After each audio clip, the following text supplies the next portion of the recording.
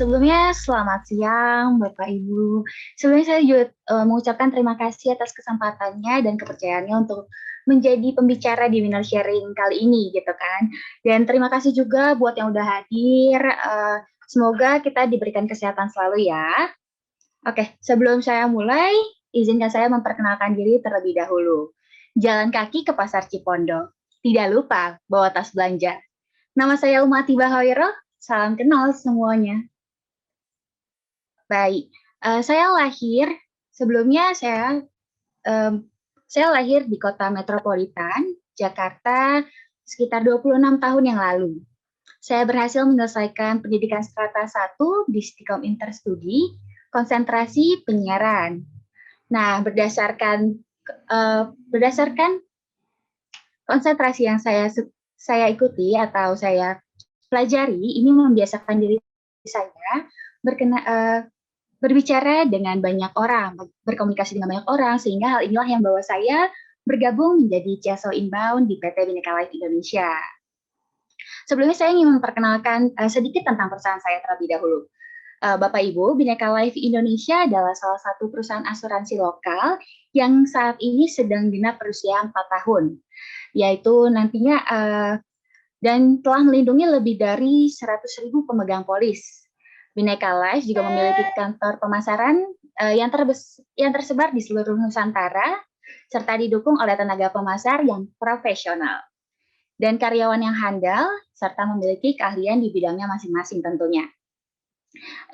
Bhinneka Life sendiri juga memiliki visi yaitu menjadi perusahaan asuransi jiwa kebanggaan Indonesia. Lalu Bapak Ibu, memasuki tentang materi saya yang saya bawakan pada tahun 2020, saya mengambil tema tentang make up. Mengapa make up? Begitu, karena banyak juga yang mengira bahwa make up itu adalah alat yang digunakan untuk mempercantik diri. Namun sebenarnya make up sendiri adalah teknik untuk merubah penampilan seseorang menjadi berbeda dari bentuk aslinya. Sama halnya dengan call center, Bapak Ibu. Banyak sekali yang mengira bahwa call center adalah operator yang hanya mengangkat telepon lalu diteruskan kepada unit kerja terkait.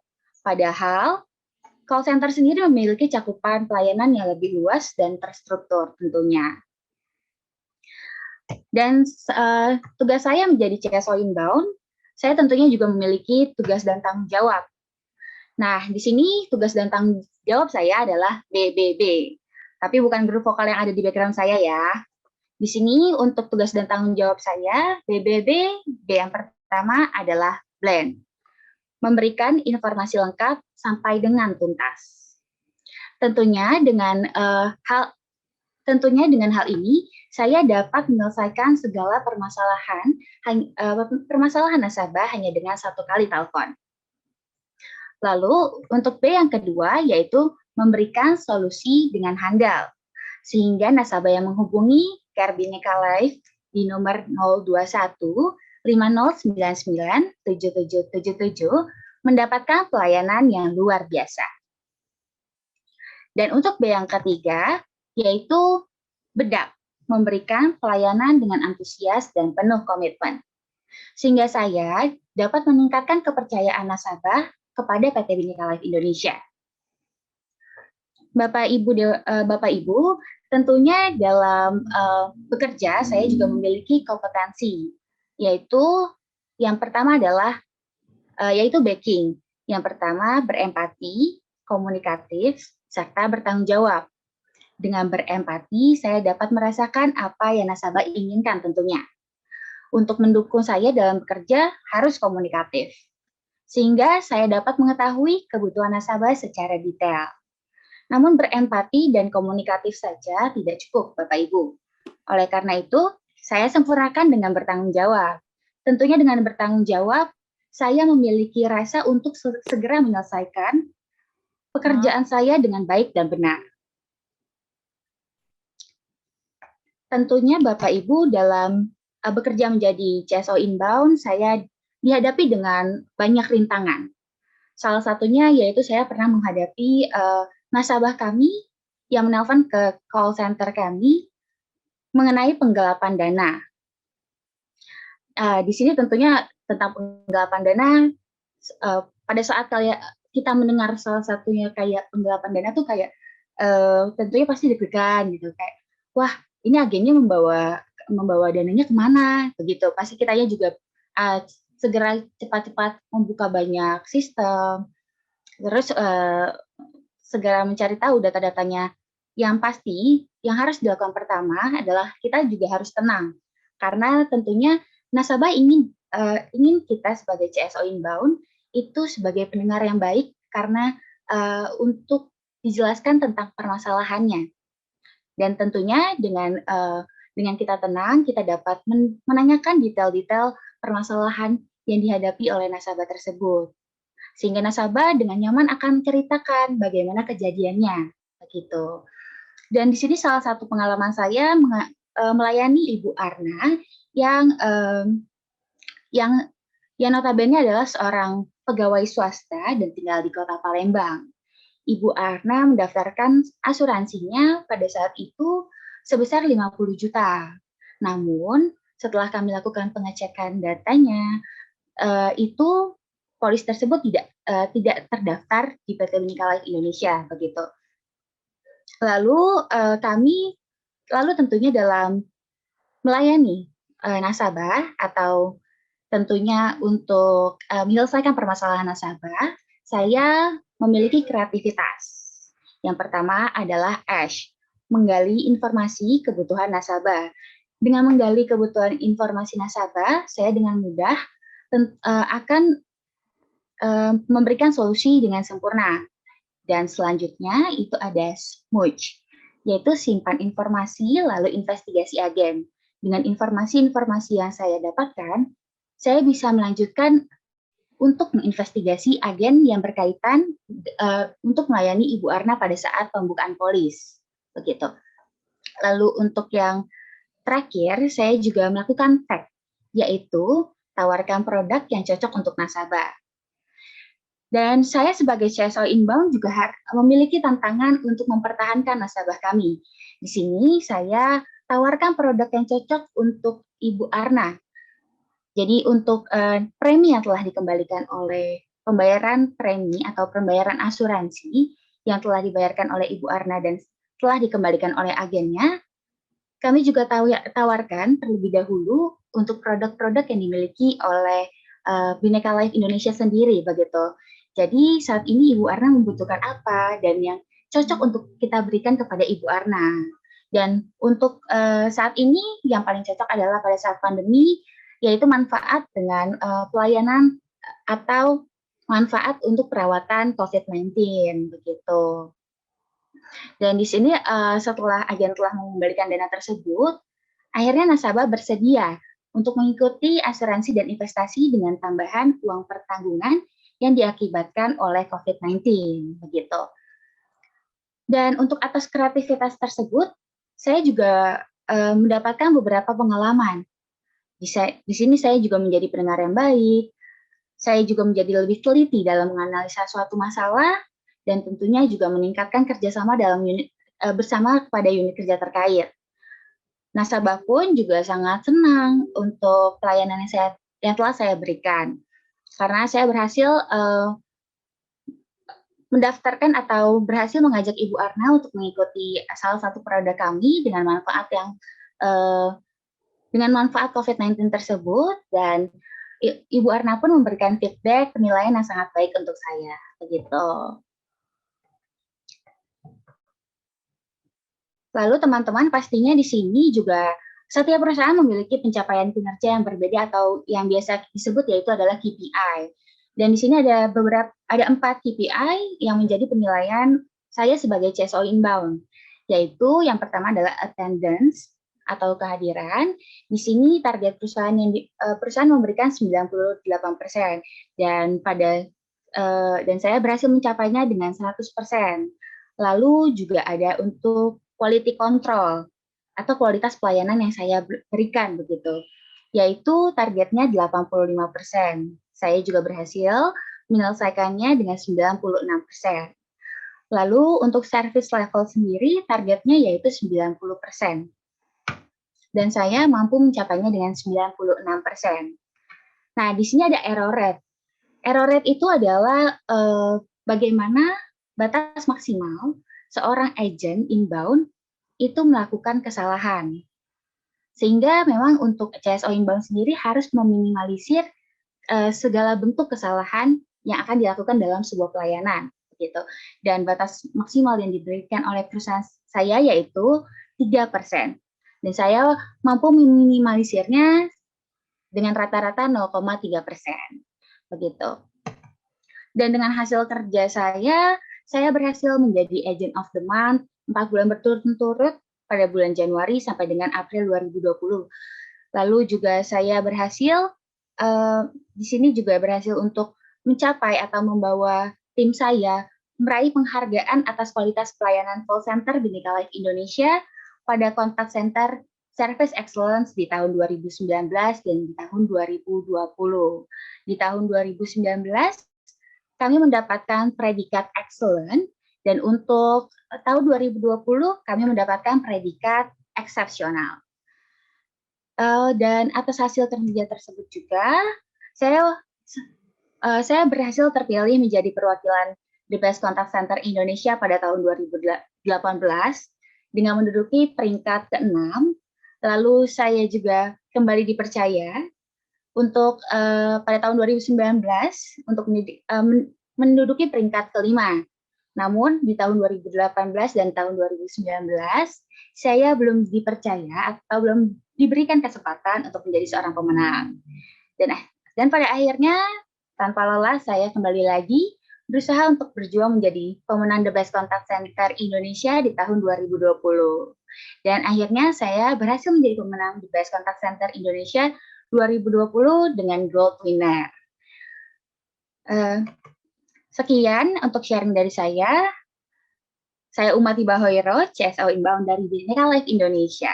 Bersatu bertumbuh Bhinneka Life maju. Baik, luar biasa sekali Mbak Uma. Terima kasih banyak Mbak Uma untuk sharingnya pada hari ini. Mbak Uma menarik sekali ya Mbak Uma karena apa sih namanya dari sekian banyak tema gitu ya yang pernah saya lihat. Nah ini kayaknya tema yang sangat wanita sekali gitu, make up ya Mbak ya.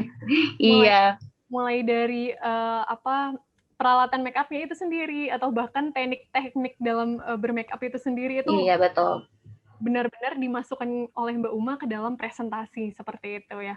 Nah Mbak Uma, mungkin sebelum saya alihkan ke sesi diskusi dengan ICCA atau Iya, boleh. Sesi tanya jawab dengan para peserta di sini, saya mau bertanya nih Mbak, awal mulanya seperti apa sih Mbak? Kenapa Mbak Uma memiliki ide terkait temanya yang bagus nih, ternyata make up nih, kayak gitu, dimasukkan ke dalam presentasi atau video presentasi dari Mbak Uma. Boleh di-sharing ke kita Mbak cerita? Iya, tentu dong, boleh banget. Di sini kenapa saya mengambil make up? Di sini teman-teman tuh pada saat mengambil tema presentasi, kalau bisa itu tuh benar-benar tema presentasi yang sangat amat dikuasai dan sangat amat digemari begitu. Jadi tentunya dengan apa yang sangat mudah digemari dan apa yang kita memang suka, tentunya itu akan dengan mudah kita dapat memasukkan atau menghubungkan dengan pekerjaan kita sehari-hari begitu Mbak Yesika. Oke, baik. Jadi mungkin lebih melekat ke dalam diri kita. Iya, betul. Ketika kita presentasi. Oke, siap. Nah, sebenarnya saya punya banyak pertanyaan, tapi daripada saya yang nanya ya, nanti rekan di sini nggak dapat slot untuk bertanya. Boleh silakan rekan-rekan ICCA yang hadir di sini jika ingin bertanya seputar agent inbound di Bhinneka Life atau seputar The Best Contact Center Indonesia tahun 2020 yang Mbak Umah ikuti kemarin, silakan di-drop saja pertanyaannya di chat box atau unmute mikrofon. Nanti akan kita undang nih di room saya dan Mbak Uma nih saat ini. Oke, boleh silakan rekan-rekan sebelum saya alihkan juga diskusi dengan ICCA. Oke, mungkin rekan-rekan masih mengatur pertanyaannya ya, masih diatur pertanyaannya, masih dipersiapkan. Nah, kita awali dahulu untuk sesi tanya jawabnya dengan diskusi bersama ICCA kepada Mbak Ayu, dipersilakan. Halo, iya terima kasih Yesika atas kesempatannya. Halo Mbak Uma, salam kenal. Halo Mbak Ayu, salam kenal juga.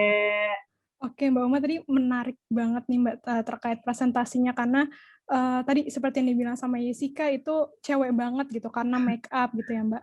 Terus pakai istilah-istilah nih juga brush, Iya. terus baking. Tapi mungkin bisa diceritain Mbak gimana sih cara ngambil istilah-istilah itu gitu karena memang menguasai banget atau mungkin gimana Mbak bisa dijelaskan? Sebenarnya sih kalau misalnya untuk mencocok-cocokkan saja sih kayak misalnya nih, oh iya nih kita harus tahu dulu nih di make up tuh ada apa aja dan di pekerjaan kita tuh ada apa aja gitu. Jadi setelah misalnya kita udah menjabarkan ya di make up-nya adanya apa dan di tema kita adanya apa, lalu di pekerjaan kita adanya apa, itu pasti akan ketemu kayak ide-ide, oh ini tuh bisa nih dipanjangkan atau disingkat begitu. Jadi seperti yang tadi kayak misalnya tag, tawarkan produk yang cocok bagi nasabah begitu. Jadi memang kita harus tahu dulu apa yang mau kita bawain dengan temanya tuh apa, lalu untuk pekerjaan kita sendiri itu apa gitu. Jadi itu nanti setelah memang sudah dijabarkan semuanya, itu pasti akan ada ide-ide menarik yang bisa kita cocokin gitu dari keduanya. Oke, baik. Iya sih, Mbak, benar kalau misalnya dicocok-cocokologi, kalau sekarang Iya. nyebutin cocokologi itu kayak oke banget karena gampang ya, salah satu metode yang gampang untuk presentasi. Nah, kalau misalnya dilihat nih, Mbak, dari slide-nya itu kan cukup simple dan pakai keyword atau power word gitu ya. Kayak cuman brush, terus ada singkatannya sedikit. Nah, itu gimana sih, Mbak, biar presentasinya lancar, penjelasannya tuh runtut, sistematis dengan tampilan yang cukup singkat gitu, Mbak? Oke, kalau waktu itu benar-benar kita tuh setiap harinya tuh latihan pokoknya. Benar-benar kayak misalnya aku di kamar mandi, si slide-nya pun juga aku taruh di handphone gitu. Kalau saya taruh di handphone, lalu misalnya kayak sambil kemana atau lagi perjalanan ke kantor pada saat itu atau lagi istirahat, itu sambil lihat, sambil baca slide-nya, terus sambil juga dihafal gitu. Sebenarnya lebih ke mengerti kali ya, karena kalau untuk mengerti, nantinya setelah dimengerti, untuk poinnya tersebut nanti kita bisa menjabarkan. Tapi kadang kita juga ada yang benar-benar kita harus menghafal gitu, tipe orangnya gitu. Nah, kalau misalnya aku sendiri, itu sebenarnya lumayan agak tipe penghafal. Jadi, saya hafalin dulu untuk slide-nya apa saja, urutannya yang akan keluar, lalu untuk skripnya tuh apa, itu nanti baru saya jelaskan. Jadi benar-benar memang mau pergi pun, keluar pun, itu pokoknya ada di slide atau enggak juga kadang saya ngerekam suara saya sendiri itu di voice recorder untuk sambil lihat slide-nya sambil dengerin voice recorder-nya sendiri gitu. Jadi itu bisa tepat nantinya. Yang penting itu kita terbiasa untuk melatih saja gitu, Mbak Ayu.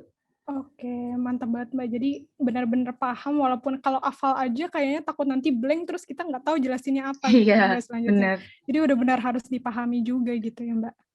Nah, Mbak, terkait persiapannya nih, tadi kan udah dikasih tips juga nih sedikit tentang latihan-latihannya. Nah, itu Iya. kalau dari Bhinneka Life sendiri, itu ada nggak, Mbak, kayak seleksi sebelum milih perwakilan terbaik yang bakalan ke TBCCI, ataupun ada metode latihan mentoring tertentu dari Bhinneka Life untuk para peserta termasuk Mbak Uma? Oke, kalau misalnya dari Bhinneka Life sendiri, pada saat itu tidak ada seleksi. Jadi memang Bhinneka Life sendiri itu menawarkan siapa yang ingin mencoba begitu. Lalu misalnya memang ada yang mencoba, baru ada programnya seperti kita latihan terlebih dahulu seperti apa, lalu dibuat dengan materi-materinya begitu. Jadi nanti pada saat presentasinya nanti itu baru ada penilaian. Itu untuk teman-teman kami, namun itu berlakunya untuk teman-teman kami yang ada di luar kota juga gitu. Namun kalau untuk yang di kantor pusatnya sendiri, itu memang ditawarkan siapa saja yang ingin ikut nih, mau mencoba lah begitu untuk belajar, mencari pengalaman baru tentunya. Karena saya pribadi pun di sini pengalaman baru banget, terbukti kayak saya gagal lagi, baru menang gitu. Ini banyak banget sih pengalaman yang bisa diambil dari ICCS sendiri gitu. Oke, baik. Agak beda ya, Mbak, berarti. Nah, ini berarti dipilih perwakilannya juga senasional ya, Mbak? Kalau misalnya Bhinneka Life itu udah dari ujung barat ke ujung timur apa gimana nih, Mbak? Iya, betul banget sih. Nah, itu teman-teman kita yang ada di cabang-cabang luar kota itu baru mereka ada seleksinya. Namun kalau misalnya saya, ini kebetulan saya berada di pusat, jadi ini benar-benar ditawarin teman-teman siapa nih yang mau gitu. Siapa yang serius mau, ya udah ayo kita belajar bareng-bareng gitu.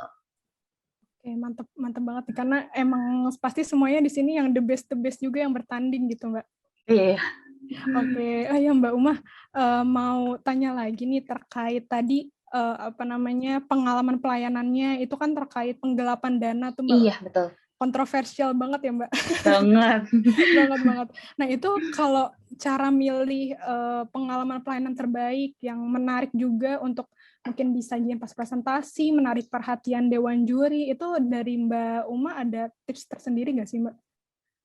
Kalau tips dari aku ya Mbak Ayu, itu palingan cuma benar-benar pasti kita tuh pada saat mengalami melayani nasabah itu pasti ada kayak, wah ini nih keluhan-keluhan yang kayak, wah ini gimana ya gitu. Nah di saat kayak yang satu ini menarik banget gitu, karena menurut aku ini itu kayak kita dengernya aja udah penggelapan dana gitu. Jadi pas yang dan ini tuh benar-benar saya tuh bisa achieve banget karena menurut saya bisa menyelesaikan pengalaman pelayanan tersebut itu dengan baik dan akhirnya untuk mempertahankan nasabahnya juga agar tetap percaya dengan Bhinneka Life Indonesia dan mengikuti produk kami begitu kan. Jadi itu benar-benar saya ngerasa pengalaman ini luar biasa banget gitu, memberikan saya banyak pelajaran, makanya saya ingin berbagi cerita tentang pengalaman saya tersebut kepada teman-teman yang ada di sini, begitu Pak. Jadi pada saat itu saya memilih untuk, oh ini paling cocok nih, karena ini kalau misalnya untuk juri dengar atau orang-orang lain dengar, kasusnya sudah berat banget, penggelapan dana, begitu kan. Jadi kita tuh kalau mau memilih sesuatu juga kayak harus ada wow factor-nya kalau kata manajer aku tuh gitu. Jadi benar-benar orang tuh pas denger, boom gitu. Wah menarik nih, dengerin gitu. Jadi benar-benar dewan jurinya juga akan terpusat pada kita. Jadi pengalaman tersebut itu benar-benar paling bikin aku banyak mendapatkan pelajaran gitu Mbak Ayu. Oke, kesimpulannya yang impactful gitu ya Mbak, iya, pengalamannya betul. Mungkin buat untuk diri sendiri atau untuk nasabah atau pelanggannya. Nah, mungkin nanti bakal kita lanjutin lagi kalau misalnya butuh banyak-banyak mengulik-ngulik lagi nih tentang Mbak Umah. Ini ada satu pertanyaan di kolom chat, mungkin saya kembalikan lagi ke Jessica terlebih dahulu ya Mbak. Boleh. Oke, baik. Terima kasih Mbak Ayu. Kita banyak pertanyaan sebenarnya Mbak terkait Mbak Umah, terkait agent inbound dan The Best Contact Center Indonesia tahun 2020 yang Mbak Umah ikuti. Tapi sebelumnya karena kita sudah ada pertanyaan di sini, kita akan jawab dahulu pertanyaan yang sudah disampaikan oleh Mas Dika dari Bukalapak. Rekan-rekan saya izin bacakan dahulu ya untuk pertanyaan dari Mas Dika ini. Mau bertanya, menurut Kak Uma, obstacle apa saja yang dihadapi pada saat pembuatan PPT dan bagaimana cara menangani hal tersebut? Silakan Mbak Uma. Oke, terima kasih Mbak Jessica. Mas Dika, ini sedikit tips aja. Aku pada saat membuat PPT itu tentunya pasti ada kendalanya. Kendalanya itu pasti seperti pemilihan gambar. Pemilihan gambar terkadang memang sulit untuk mendapatkan gambar yang sesuai. Tentunya karena banyak ada watermarknya atau memang resolusi gambarnya tuh kecil begitu. Namun untuk hal tersebut kita benar-benar kayak saya itu waktu bikin PPT itu kendalanya mungkin adalah kayak saya untuk mencocokkan dan membuat ini tuh simple gitu. Jadi untuk jurinya tidak terlalu memperhatikan PPT-nya, namun memperhatikan saya presentasi begitu. Jadi itu juga harus wajib dilakukan karena PPT memang kita harus membuat PPT benar-benar semenarik mungkin. Tapi tentunya pada saat yang paling menarik di tahun 2020 adalah kita presentasinya secara virtual kan. Jadi kalau misalnya langsung mungkin dewan juri bisa kita hentak dengan suara tinggi kita. Namun terkadang kalau misalnya dewan juri itu pasti bosan pada saat nonton tersebut begitu. Jadi kita buat semenarik mungkin untuk PPT-nya, namun tetap simple agar dewan jurinya itu bisa memperhatikan kita sebagai pembicara. Namun untuk kendalanya sendiri hanya di situ saja sih Mas. Palingan saya cuma di pencarian gambar yang sesuainya itu apa begitu. Namun untuk kendala lainnya itu alhamdulillah bisa teratasi dengan baik gitu. Oke, siap. Semoga sudah terjawab ya Mas Dika dari Bukalapak. Nah, Mbak Uma mungkin bisa juga nih Mbak di-share ke kita ada nggak sih website atau sumber yang hasil fotonya itu nggak ada watermark-nya, bisa juga di-share ke kita nih Mbak. Kalau itu aku juga nyari-nyari aja sih Mbak, kayak untung-untungan gitu. Nanti ada, tiba-tiba nggak ada. Gitu. Oke, siap. Berarti memang tantangannya di situ ya Mbak ya? Iya, benar-benar. Nyari picture-nya sih yang benar-benar susah tuh. Iya, jangan sampai PPT-nya sudah menarik, tapi kitanya kurang menarik ketika menyampaikan ya Mbak ya? Betul, tapi benar harus fokus juga tentang pembawaannya kita ya. Iya, betul. Baik, Mbak Uma mungkin sebelum kita mengarah ke Mbak Ayu lagi, saya sebenarnya ada pertanyaan nih Mbak nih. Tadi sudah saya coba redam pertanyaannya, tapi kayaknya saya mau nih bertanya terkait ini gitu ya. Nah, Mbak Uma bercerita seputar banyak manfaat dari mengikuti The Best Contact Center Indonesia gitu kan. Boleh dong Mbak di-sharing ke kita manfaat apa aja sih yang Mbak Uma dapatkan, mungkin dari segi dirinya Mbak Uma sendiri, soft skill-nya, atau juga dari segi pekerjaannya Mbak Uma seperti apa gitu. Silakan Mbak Uma. Oke, makasih Mbak Jessica. Ini pertanyaannya bagus nih. Menurut aku manfaat yang aku dapetin dari yang saya dapetin nih dari mengikuti ICCA, saya itu pertama kali saya mengikuti ICCA di tahun 2018. Itu saya benar-benar nggak bisa presentasi. Oke. Itu di push, ayo bisa. Lalu akhirnya ya tapi terbukti pada saat itu saya masih fresh graduate banget. Terus akhirnya saya terpilih untuk mengikuti ICCA 2018. Di situ saya benar-benar, aduh gimana nih caranya ngomong gitu. Gimana nih, saya saya biasa komunikasi waktu saya kuliah, tapi biasanya sama kamera gitu. Karena konsentrasi penyiaran begitu kan. Lalu ini kalau banyak mata nih deg-degan gitu kan. Betul. Terus dari situ akhirnya pelajaran yang didapat itu benar-benar ada kontrol emosinya. Tentu kontrol emosinya ini juga berpengaruh banget dengan pekerjaan saya. Karena kan untuk menghadapi nasabah itu berbeda-beda, karakternya berbeda, lalu untuk nada suaranya berbeda-beda. Bahkan di saat mungkin mood kita lagi jelek dalam mengangkat telepon gitu ya, tiba-tiba mendengar suara nasabah yang untuk intonasinya tinggi, terkadang kita jadi kayak, kok gini sih? Gitu kan. Tapi dengan hal tersebut yang tadi ICCA ini tuh benar-benar dengan presentasi yang akhirnya saya bisa untuk kontrol emosi, jadi saya juga di pekerjaan itu berpengaruh banget untuk oh iya tetap harus santai biar nggak cepet-cepet, biar emosinya juga teredam gitu, tetap harus senyum gitu sih Mbak Jessica. Oke, luar biasa sekali. Jadi sebenarnya banyak sekali manfaat dari mengikuti The Best ini karena Mbak Uma prosesnya juga panjang ya Mbak ya. Benar. Dari 2018 sampai 2019, kemudian 2020 menang gitu ya Mbak ya. Luar biasa sekali. Rekan-rekan kita berikan applause dahulu untuk Mbak Uma. Itu juga deg-degan banget Mbak pada tahun 2020 itu, singkat cerita pada saat pengumuman juara keempat yang keluar teman saya. Yang juara ketiga, wah gak ada, bukan saya. Dia dong kayak udah, ya kayak dia nggak menang lagi kali ya. Tiba-tiba barulah muncul nama saya. Wah itu benar-benar mungkin ini dari ICCA ini juga saya berhasil mendapatkan ini berharga banget. Kalau kita mau sesuatu itu dengan sungguh-sungguh itu bisa gitu. Mungkin di tahun 2018, 2019 saya belum terlalu sungguh-sungguh mungkin pada saat itu. Namun di tahun 2020 saya coba lagi. Yang penting jangan nyerah sih. Gitu. Ya udah terus berusaha aja belajar. Oke, luar biasa sekali. Semangatnya nular nih Mbak ke saya. Bisa terus berusaha mengejar impian kita inginnya apa, kita kita usahakan semaksimal mungkin gitu. Iya, betul. Oke, mungkin pertanyaan saya itu aja Mbak.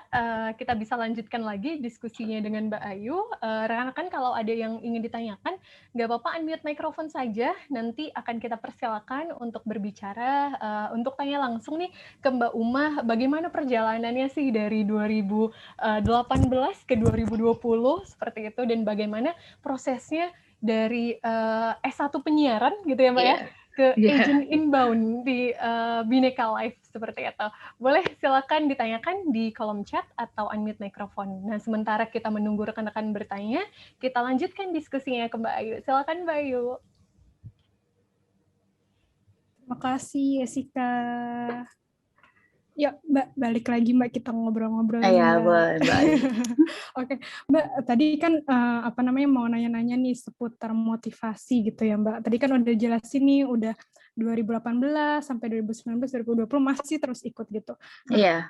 Tadi juga dari perusahaannya, kalau siapa nih yang mau gitu. Berarti kan kalau gitu kan dari Mbak Umahnya ada keinginan sendiri gitu, Mbak. Nah, itu gimana sih Mbak biar nggak pantang menyerah, atau bahkan kadang-kadang teman-teman tuh nanya gimana sih bisa percaya diri gitu untuk terus masih ikut lomba gitu 3 tahun berturut-turut dan akhirnya menang gitu Mbak. Mungkin bisa dikasih tahu nih Mbak tips-tipsnya. Oke, Mbak Ayu, terima kasih untuk pertanyaannya. Untuk tipsnya sendiri pada saat itu memang di tahun 2018 ke 2019 itu 2019 lagi itu tadinya saya agak-agak untuk minder untuk ikut lagi. Namun manajer saya itu ayo dong, lo pasti bisa gitu. Kamu pasti bisa, kamu pasti soalnya aku melihat kayak potensi kamu tuh ini ada gitu, pasti bisa gitu. Ya udah akhirnya coba lagi, nge-push diri sendiri lagi gitu kan. Yang penting kayak ternyata kalah lagi di tahun 2019, belum beruntung lagi. Lalu mencoba lagi di tahun 2020 itu karena memang akhirnya saya punya perasaan yang kayak wah ini saya penasaran nih kenapa apa sih kurangnya saya gitu kan, apa nih yang di mana yang kurangnya. Akhirnya di tahun 2020 tuh benar-benar saya mempelajari apa kekurangan saya, apa kesalahan saya di tahun-tahun sebelumnya, sehingga saya bisa memperbaiki di tahun 2020 begitu. Ternyata kayak misalnya tes tulis nih ini susah banget nih, cuman Pak Andi aja yang ngerti, pasti semua orang bilang gitu untuk pertanyaannya. Lalu wah ini benar-benar dipelajari nih, kita bahas terus, diulang-ulang terus pelajarannya, tes tulisnya Pak Andi ini. Dari bukunya Pak Andi juga tentunya, terus dari modul 2018, 2019, terus ya udah kita pelajarin bareng-bareng, itu benar-benar kayak setiap sore aku juga dibantu sama teman-teman aku tentunya, kayak kita ada tes yuk, ayo kita tes, atau enggak kita ini yuk presentasi latihan, ya udah coba lihat slide-nya sudah sampai mana gitu. Jadi yang penting pada saat itu kita benar-benar mau ngejalanin sih. Jadi di tahun 2020 itu aku untuk mencoba lagi ya karena memang saya benar-benar harus, kenapa saya kalah gitu. Kenapa? Harus ada sisi penasarannya juga kali ya. Gitu, karena kalau kita penasaran tuh kayak, duh, ini kenapa sih gitu. Jadi benar-benar dicobanya tuh luar biasa gitu. Jadi kekurangan-kekurangan yang di tahun-tahun sebelumnya itu diperbaiki, lalu untuk yang kelebihan-kelebihan di tahun sebelumnya kita ambil lagi, kita modifikasi lagi, kita perbaruin terus sama yang sekarang. Jadi jangan nyerah sih, yang penting benar-benar kita belajar. Di sini juga maksudnya ajang ini tuh bikin kita berkembang begitu. Jadi nggak apa-apa, mau kita kalah, tapi kita terus-terusan berusaha dan dapat pelajaran akhirnya. Gitu. Mantap banget Mbak, berarti niat yang kuat, terus kepo nih kenapa sih kalah gitu, pengen jadi pemenang gitu ya. Benar. Iya. Oke, baik. Mantap banget nih Mbak, kalau misalnya dari 3 tahun itu, kan beda nih antara 2018-19 sama 2020 baru virtual gitu ya. Nah itu ada kesusahan sendiri nggak sih Mbak, bedanya apa gitu dari pengalamannya Mbak Umah nih? Mungkin pada saat di tahun 2018 dan 2019 ya Mbak Yu, itu kita benar-benar mempersiapkan mentalnya, menurut aku itu lebih di-push banget, itu lebih bikin deg-degan menurut aku, karena kita presentasi langsung di depan 15 juri orang gitu. 15 juri dilingkari, terus kita presentasi gitu. Terus kita juga nggak tahu fishbowl-nya apa gitu kan, jadi detiknya tuh kelihatan gitu. Sedangkan kalau misalnya untuk virtual sendiri, pada saat pembuatan videonya itu pastinya kita kayak agak sulit ya. Terkadang memang ada orang yang tidak bisa di depan kamera terbiasa begitu. Terus juga takutnya lupa, jadi take berkali-kali dan itu capek. Itu benar-benar mungkin wasting time-nya di pengambilan gambar kalau untuk virtual sekarang. Tapi untuk yang kayak wawancaranya Katanya gimana? susah, Mbak. Oh ya, Katanya paling menantang nih kalau yang lain-lain bilang ya. Kalau Mbak Uma beda kali ya menantangnya. iya, karena menurut saya pada saat sesi wawancara itu saya tidak melihat banyak netizen ya, Oh gitu. banyak juri gitu. Jadi muka-muka juri kan nggak kelihatan. Jadi mungkin itu bisa bikin saya lebih rileks karena memang pada saat balik lagi kepada pelajaran saya kuliah, saya memang terbiasa di kamera gitu kebetulan. Oh, iya, Terus jadinya saya untuk menghadapi wawancara tersebut ya itu sangat lancar sih alhamdulillahnya gitu. Karena sudah terbiasa ya, Mbak. Iya, justru kalau misalnya pada saat di tahun ke-18, 19 mungkin itu juga jadi kekurangan saya karena kalau udah di depan juri itu deg-degan banget gitu. Cuman alhamdulillahnya ningkat sih dari 18 peringkatnya, terus dari ke-19 itu naik, terus alhamdulillah di 2020 naik gitu. Oke, kalau kata Maria Teguh super sekali gitu. Oke, Mbak. Mungkin Jessica ada yang mau nanya-nanya lagi gak nih dari Mbak Uma, dari teman-teman sahabat ICCA hari ini? Oke, dari aku mungkin ada informasi nih Mbak. Jadi kalau tadi Mbak Uma bercerita seputar ujian online-nya tuh susah banget. Iya, banget. Kayak Pak Andi aja nih yang bisa jawab gitu ya. Bener. Mungkin aku mau ngasih informasi nih ke rekan-rekan di sini yang hendak mengikuti The Best Contact Center Indonesia tahun 2021. Besok kita ada pengenalan ujian online The Best Contact Center Indonesia tahun 2021, Mbak. Jadi rekan-rekan bisa familiar dengan aplikasi yang digunakan ketika ujian online tahun ini. Kemudian bagaimana sih proses pengisiannya? Kan mungkin ketika kita ujian online, kita panik karena kita nggak tahu, tidak familiar ya Mbak ya dengan aplikasi atau segala macamnya gitu. Nah besok ada pengenalan nih rekan-rekan jam 08.30 WIB, jadi rekan-rekan silakan mendaftarkan diri di link yang sudah saya cantumkan, boleh silakan diisi saja, besok akan langsung dari Pak Andinya sendiri nih, yang akan menjelaskan seputar ujian online itu, gitu. Jadi bisa lebih real ya, menjawab pertanyaan rekan-rekan selama ini, bagaimana sih timernya, bagaimana sih proses pengerjaannya, itu bisa langsung dijawab besok, gitu. Jadi jangan lupa mendaftarkan diri di situ ya. Nah, Mbak Uma, mungkin saya mau tanya nih Mbak, sebelum saya alihkan lagi ke rekan-rekan di sini yang hendak bertanya ya. Dari proses ujian online hingga proses tanya jawab gitu ya. Yang kalau tadi kan Mbak Uma bilangnya bahwa saat tanya jawab itu tidak terlalu bikin deg-degan ya Mbak ya dibandingkan tahun-tahun sebelumnya gitu ya. Nah, yang bikin deg-degan tuh apa sih Mbak? Proses yang mana sih Mbak?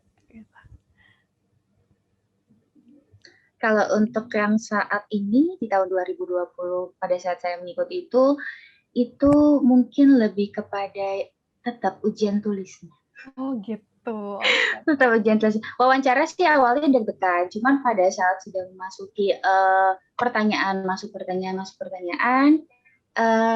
ternyata udah mulai bisa mengkontrol diri dan emosinya ya. Cuman kalau misalnya untuk ujian tertulis itu karena soalnya 50 ya. Iya, betul. Soalnya 50 teman-teman, terus udah gitu. Jadi kita harus benar-benar memahami dulu nih kalimatnya. Karena kalimat pertanyaan tersebut tuh suka dibolak-balik aja. Itu jadi deg-degan. Aduh, terus ngeliatin waktu. Tentunya kita ngeliatin waktu. Terus udah gitu, ini pertanyaan yang ini tuh apa ya gitu. Yang penting sih pada saat memang mengerjakan si ujiannya ini, itu kita pahamin dulu. Kita lihat pertanyaannya dulu, inti pertanyaannya menurut aku, lalu baru kita baca untuk penjelasan dari pertanyaan tersebut gitu, kayak keterangannya. Karena biasanya untuk soalnya itu benar-benar panjang kayak soal cerita, tapi intinya cuma di bawah satu. Oke. Jadi harus teliti ya Mbak ya? Iya benar. Harus teliti banget. Jadi rekan-rekan itu tips dari Mbak Uma ya, udah sudah digambarkan ya oleh Mbak Uma. Biasanya pertanyaannya tuh panjang untuk level agent gitu ya Mbak ya, panjang pertanyaannya. Tapi intinya tuh ada di bawah gitu. Sampai rekan-rekan, mungkin maksud Mbak Uma jangan sampai rekan-rekan terlalu fokus di bagian yang panjang. Iya, betul. Karena kan deg-degan tuh sama waktunya tuh juga jalan terus, takutnya nggak cukup juga gitu. Betul. Siap. Terima kasih banyak Mbak Uma. Nah, di sini saya sudah di chat nih, Yesika, aku ada pertanyaan gitu. Nah, kita undang lagi nih Mbak Ayu. Mbak Ayu banyak sekali rupanya. Lagi ya. Mbak Ayu seru nih kayaknya. Kita ngobrol asik aja Mbak di sini. Iya. Oke, nah mungkin tadi udah cerita-cerita nih soal the best gitu ya Mbak, pengalamannya gimana, mau ngulik-ngulik soal perannya Mbak Uma nih jadi agent inbound. Nah tadi yang pencapaiannya outstanding banget tuh Mbak, yang error rate ya Mbak, 0,3% gitu. Nah itu boleh dijelasin nggak Mbak, kayak parameternya tuh sepertinya apa sih, terus gimana sih cara Mbak Uma nih biar bisa errornya tuh sedikit banget kayak gitu? Oke, yang pasti kalau untuk kenapa bisa errornya sedikit itu, kita juga maksudnya pada saat di Bhinneka Life ini kita ada seperti untuk latihan terus-terusan, untuk training produk, itu juga kita harus mengetahui produk-produknya begitu kan. Lalu juga untuk prosedurnya, terus kita juga mengadakan kalibrasi begitu. Terus ada coaching juga gitu. Jadi kita tuh benar-benar diarahkan untuk menjadi mengurangi atau meminimalisir si kesalahan yang akan terjadi begitu kan. Namun karena nggak mungkin banget kita pada saat pelayanan tuh bisa sampai benar-benar nggak ada kesalahan gitu. Karena pasti yang kayak kita ngomong secara tidak baku aja itu juga itu bisa jadi salah satu error rate gitu. Kalimat yang tidak formal atau kesalahan informasi begitu kan. Apalagi sampai dengan kejadian kesalahan informasi. Itu kan lumayan fatal ya Mbak ya. Jadi kayak kita benar-benar itu dikasih training sih. Yang penting saya training itu harus memahami banget produk, prosedur. Jadi kalau misalnya emang nggak tahu, nggak usah malu untuk tanya aja ke unit kerja terkaitnya. Kalau misalnya ya ngobrol aja, pasti kan kayak kita pasti kenal lah, punya teman gitu kan. Ini prosedurnya gimana sih yang sebenarnya gitu. Nanti kalau misalnya kita udah tahu jawabannya, kita juga bisa sharing ke teman-teman kita gitu kan. Jadi kita di sini karena juga tim ya, jadi kita harus saling kayak ngingetin, ini prosedurnya kayak gini ya, atau ini produknya ketentuannya seperti ini begitu. Jadi kita saling berbagi supaya nggak cuma saya aja gitu yang error rate-nya bagus atau baik, tapi teman-teman saya juga gitu. Itu setiap bulan ya Mbak, jadi kayak ada refreshment gitu ya, product knowledge, iya, betul. prosedur, betul gitu, banget. Oke, baik. Nah, balik lagi nih Mbak ke the best nih Mbak. Kalau misalnya tanya jawab nih tahap wawancaranya. Kalau kata yang lain tuh itu menantang gitu Mbak, karena nggak tahu pertanyaan yang muncul apa, harus dijawab dengan cepat gitu. Nah, kalau dari Mbak Uma sendiri tuh pengalamannya gimana Mbak? Apakah gampang? Mungkin karena tadi jawabnya ujian gitu ya Mbak. Kalau virtual nih lebih gampang. Terus mungkin tipsnya gitu Mbak biar bisa tenang pas lagi ngejawab. Gini, balik lagi kalau misalnya ke pertanyaan, iya sih emang kalau yang lumayan dia wawancaranya itu mungkin deg-degannya pertanyaan-pertanyaan yang kita nggak tahu itu akan ditanyakannya apa gitu kan. Tapi saya tuh pasti ini nggak akan beda jauh sama apa yang saya jelaskan gitu. Saya pelajarin dulu slide-slide saya, apa saja yang menjadi sebuah tantangan saya atau kreativitas yang saya lakukan begitu kan. Pokoknya pelajarin yang terdekat dulu, itu ada di slide pastinya. Lalu setelah ada di slide, kita pelajarin dulu, pahamin apa nih pekerjaan kita dan apa tantangan yang akan kita hadapi dalam pekerjaan kita begitu. Nggak mungkin, menurut saya kayak nggak mungkin pertanyaannya jauh dari situ begitu kan.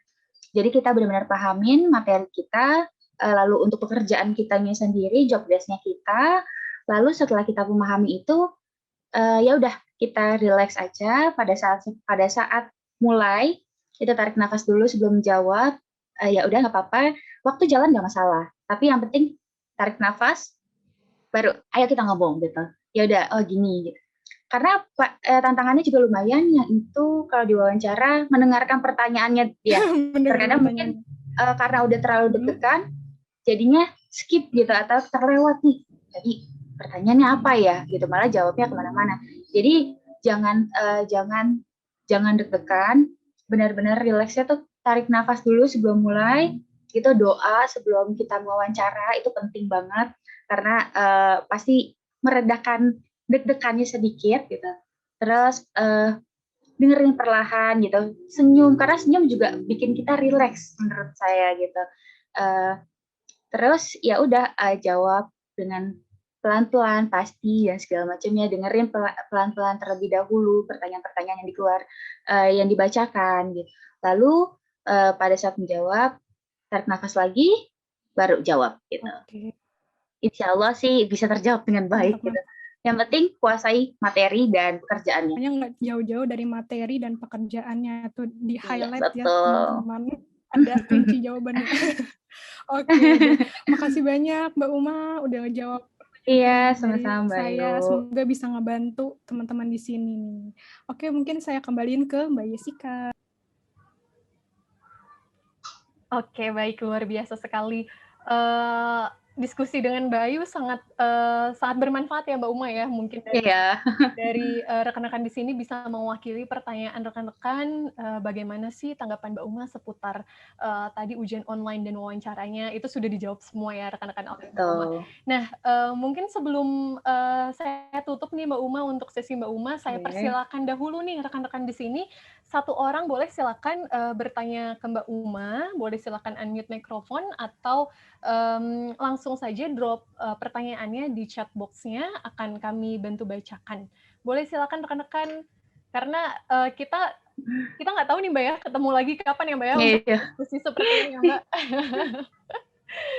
Oke, boleh silakan rekan-rekan. Kita tunggu sebentar ya Mbak Uma ya. Boleh Mbak Jessica.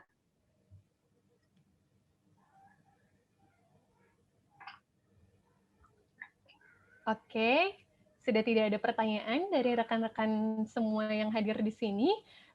Mungkin Mbak Uma, sebelum kita tutup sesi Mbak Uma, sharing Mbak Uma pada hari ini, boleh silakan Mbak Uma diberikan kalimat penutupnya, semangat untuk rekan-rekan sekalian yang hadir di sini. Silakan Mbak Uma. Oke, makasih Mbak Jessica. Pokoknya buat teman-teman yang akan mengikuti ICCA 2021, jangan pernah nyerah, terus berjuang. Yakin aja bahwa diri kita tuh mampu untuk melewati hal-hal yang sulit begitu. Yang penting selama kita merasa diri kita bisa, terus berjuang. Sama jangan lupa doa. Oke, luar biasa sekali. Sekali lagi terima kasih Mbak Uma atas sharing hari ini. Mohon berkenan tetap di room Zoom ya Mbak, karena nanti di akhir acara kita akan foto bersama nih ya sama rekan-rekan yang hadir di sini. Seperti itu. Baik, untuk pembicara kedua nih rekan-rekan, kalau tadi ada pembicara perempuan, ada winner perempuan, saya akan adil nih. Saya akan undang juga pembicara laki-laki pada hari ini. Oke, baik. Terima kasih Mbak Ayu sudah di spotlight. Halo Mas Andre. Masih unmute Mas Andre. Ya, halo teman-teman. Oke. Masih semangat ya Mas Andre ya? Ya, semangat. Walaupun sudah menjelang sore. Iya, udah betul. Semakin ngantuk. Oke. Rekan-rekan, tanpa berpanjang lebar, mungkin di sini kita sudah tidak sabar nih mendengarkan sharing dari Mas Andre. Mungkin saya informasikan dahulu ke rekan-rekan bahwa Mas Andre ini merupakan pemenang gold dari IT support dari The Best Contact Center Indonesia tahun 2020, dan saat ini Mas Andre aktif bekerja di Bank Sentral Asia. Mas Andre, ya. Saya persilakan Mas Andre untuk sharing-nya. Silakan Mas.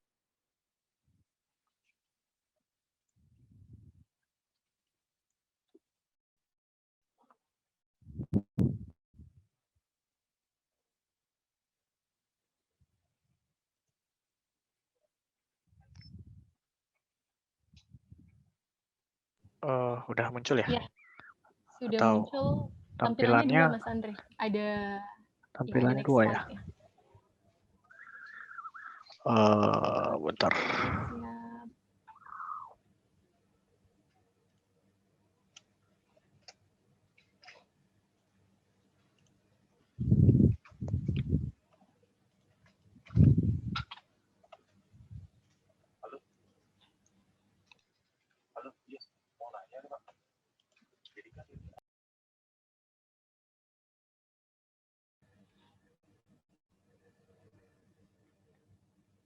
Nah, rekan-rekan sambil menunggu Mas Andre, mungkin jika ada pertanyaan, nanti kan kita simak nih pemaparan dari Mas Andre itu sendiri, sharing dari Mas Andre. Jika ada pertanyaan seputar IT support atau seputar The Best Contact Center Indonesia tahun 2020 yang Mas Andre ikuti, boleh silakan di-drop pertanyaannya di chat box dan juga unmute mikrofonnya.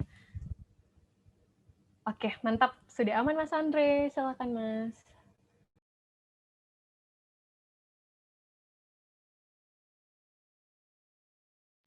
Mas Andre, untuk suaranya belum terdengar, Mas Andre. Masih unmute, Mas? Oh, oke. Udah ya? Sudah. Oke. Sebelumnya selamat siang menjelang sore teman-teman semua, para peserta dan juga dari tim ICA.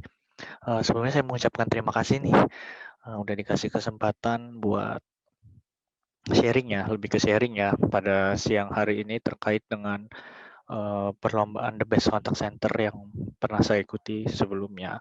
Nah, mungkin ini informal aja ya Mbak, nggak apa-apa. Dan teman-teman semua, nanti kalau misalnya ada pertanyaan, boleh langsung ditanyain aja.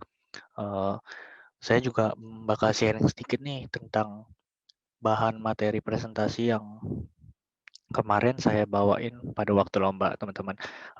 Mungkin karena dari IT, mungkin agak sedikit teknis. Jadi saya mungkin kasih gambaran sekitar kurang lebihnya aja ya, nggak terlalu detail seperti saat lomba. Nanti kalau misalnya ada yang penasaran, bingung mau ditanyain, nggak apa-apa, silakan tanyain aja. Mungkin nanti kalau misalnya terlalu teknis, terlalu detail, teman-teman yang dari luar IT malah jadi bingung terus pusing deh. Jadi sharing secara garis besar aja. Nah, kemarin pada waktu perlombaan saya buka presentasi saya dengan sebuah quotes, teman-teman. Kenapa sebuah quotes? Karena menurut saya menemukan satu quotes yang sangat relate sebenarnya dengan keadaan dunia pada saat ini, yaitu dari Bill Gates. Ya, kita tahu Bill Gates penemu Microsoft. Beliau pernah ngomong pada suatu seminarnya pada saat itu. Beliau berkata, "We are changing the world with technology." Maksudnya apa? Maksudnya dunia ini sekarang sudah berubah, teman-teman. Maksudnya dulu itu umat manusia atau dunia itu tidak pernah mengenal apa yang namanya teknologi gitu. Tapi sekarang semakin ke sini kehadiran teknologi itu sudah mengubah dunia gitu. Kita itu seperti tidak bisa apa-apa gitu tanpa teknologi. Nah, Bill Gates itu sudah menyadari itu sejak lama. Makanya di suatu seminarnya beliau bilang seperti ini gitu loh. Nanti ke depannya dunia ini akan sangat bergantung dengan teknologi gitu. Jadi apapun yang dikerjakan manusia itu semuanya akan relate dengan teknologi smartphone, komputer, dan lain-lain gitu. Nah, terkecuali Halo BCA, teman-teman. Halo BCA juga sangat relate nih dengan teknologi dalam pekerjaannya sehari-hari. Nah, oleh karena itu perlu dukungan di belakangnya. Dukungannya itu dalam bentuk apa? Dukungannya itu disinilah peran seorang IT support, teman-teman. Jadi kita bisa tahu sebagus-bagus apapun teknologi yang ada di dunia ini, kalau di belakangnya manusia atau orang yang mendukung di belakangnya, teknologi itu pasti tidak akan berjalan dengan baik sebagaimana mestinya, gitu. Nah, jadi sedikit aja perkenalan singkat dari saya. Nama saya Andreanto. Dulu lahir di Bengkulu 22 Oktober 1995.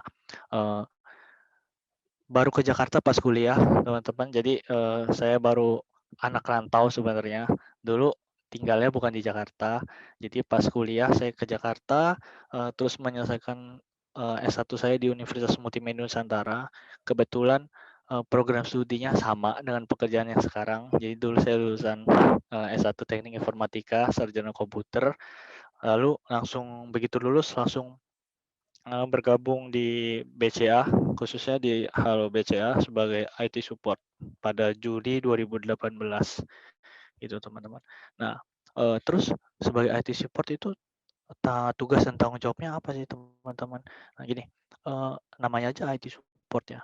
Kalau IT support mungkin orang-orang melihatnya cuman support gitu. Maksudnya support itu cuman bantuin lah, nggak bisa apa-apa gitu kan.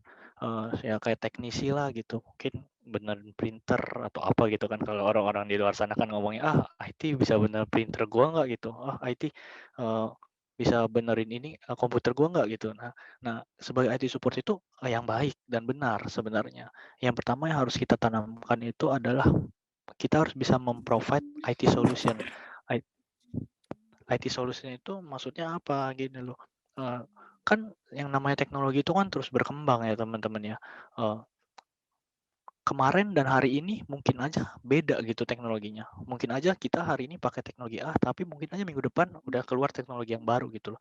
Nah, sebagai seorang IT support kita harus bisa mendeliver perkembangan itu sebagai bentuk solusi ke user kita gitu loh. Jadi ketika user kita mengalami sebuah masalah, misalnya saya pengen ini dong, saya pengen itu dong. Nah, kita sebagai IT support itu harus bisa mendeliver solusi-solusi dalam bentuk teknologi kepada mereka gitu.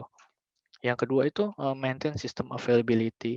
Jadi kita bisa tahu sendiri yang namanya Halo BCA itu kan beroperasinya full ya, 24 jam kali 7 hari gitu. Jadi bisa dibilang tanpa tidur. Nah, sebagai IT support itu kita harus mendukung ini gitu loh. Gimana caranya supaya sistem yang mereka pakai itu benar-benar available 100% gitu. Nah, karena kalau misalnya yang tadi balik lagi ke kata-kata Bill Gates gitu, kita semua relate dengan teknologi gitu. Jadi kalau misalnya Halo BCA itu teknologinya atau sistemnya itu tidak bisa digunakan ya itu akan sangat berpengaruh dengan performa mereka gitu. Mereka jadi tidak bisa menjalankan tugasnya dengan baik gitu. Nah lalu yang selanjutnya adalah troubleshooting dan problem solving gitu.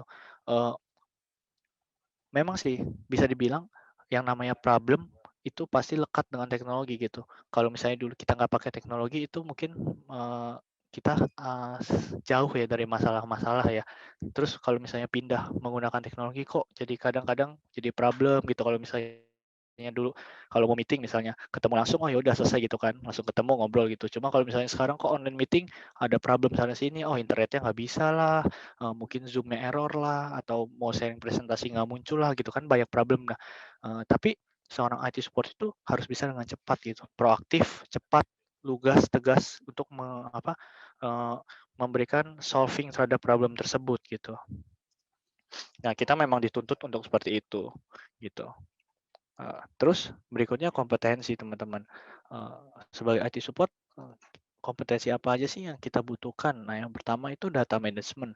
Data management itu kenapa data management jadi yang paling utama nih? Karena balik lagi, makin ke sini kita lihat dunia ini itu sangat menggantungkan data gitu. Jadi banyak orang yang bilang data itu bahkan the new oil. Jadi data itu menggantikan oil gitu, oil yang baru gitu. Jadi dengan begitu banyaknya data, begitu banyaknya data yang mungkin tidak terpakai. Nah, kita sebagai IT support itu harus bisa memanage data tersebut sehingga menjadikan data tersebut itu apa ya? Kayak tadi balik lagi untuk memprovide solution. Jadi dengan adanya data kita bisa memberikan solusi ke customer kita gitu atau dengan katanya dengan user kita gitu. Lalu yang kedua adalah analytical dan summing up skill gitu. Jadi kita sebagai IT itu harus mampu berpikir analisis yang kuat gitu. Jadi ketika ada masalah, ketika ada problem, ketika mungkin menganalisis bisnis proses dan lain-lain itu. Nah, itu kita harus kuat di situ gitu. Selain menganalisa kita juga harus bisa menyimpulkan nih. Kalau karena nggak guna kan teman-teman kita analisa doang, tapi kita nggak sampai pada suatu kesimpulan gitu.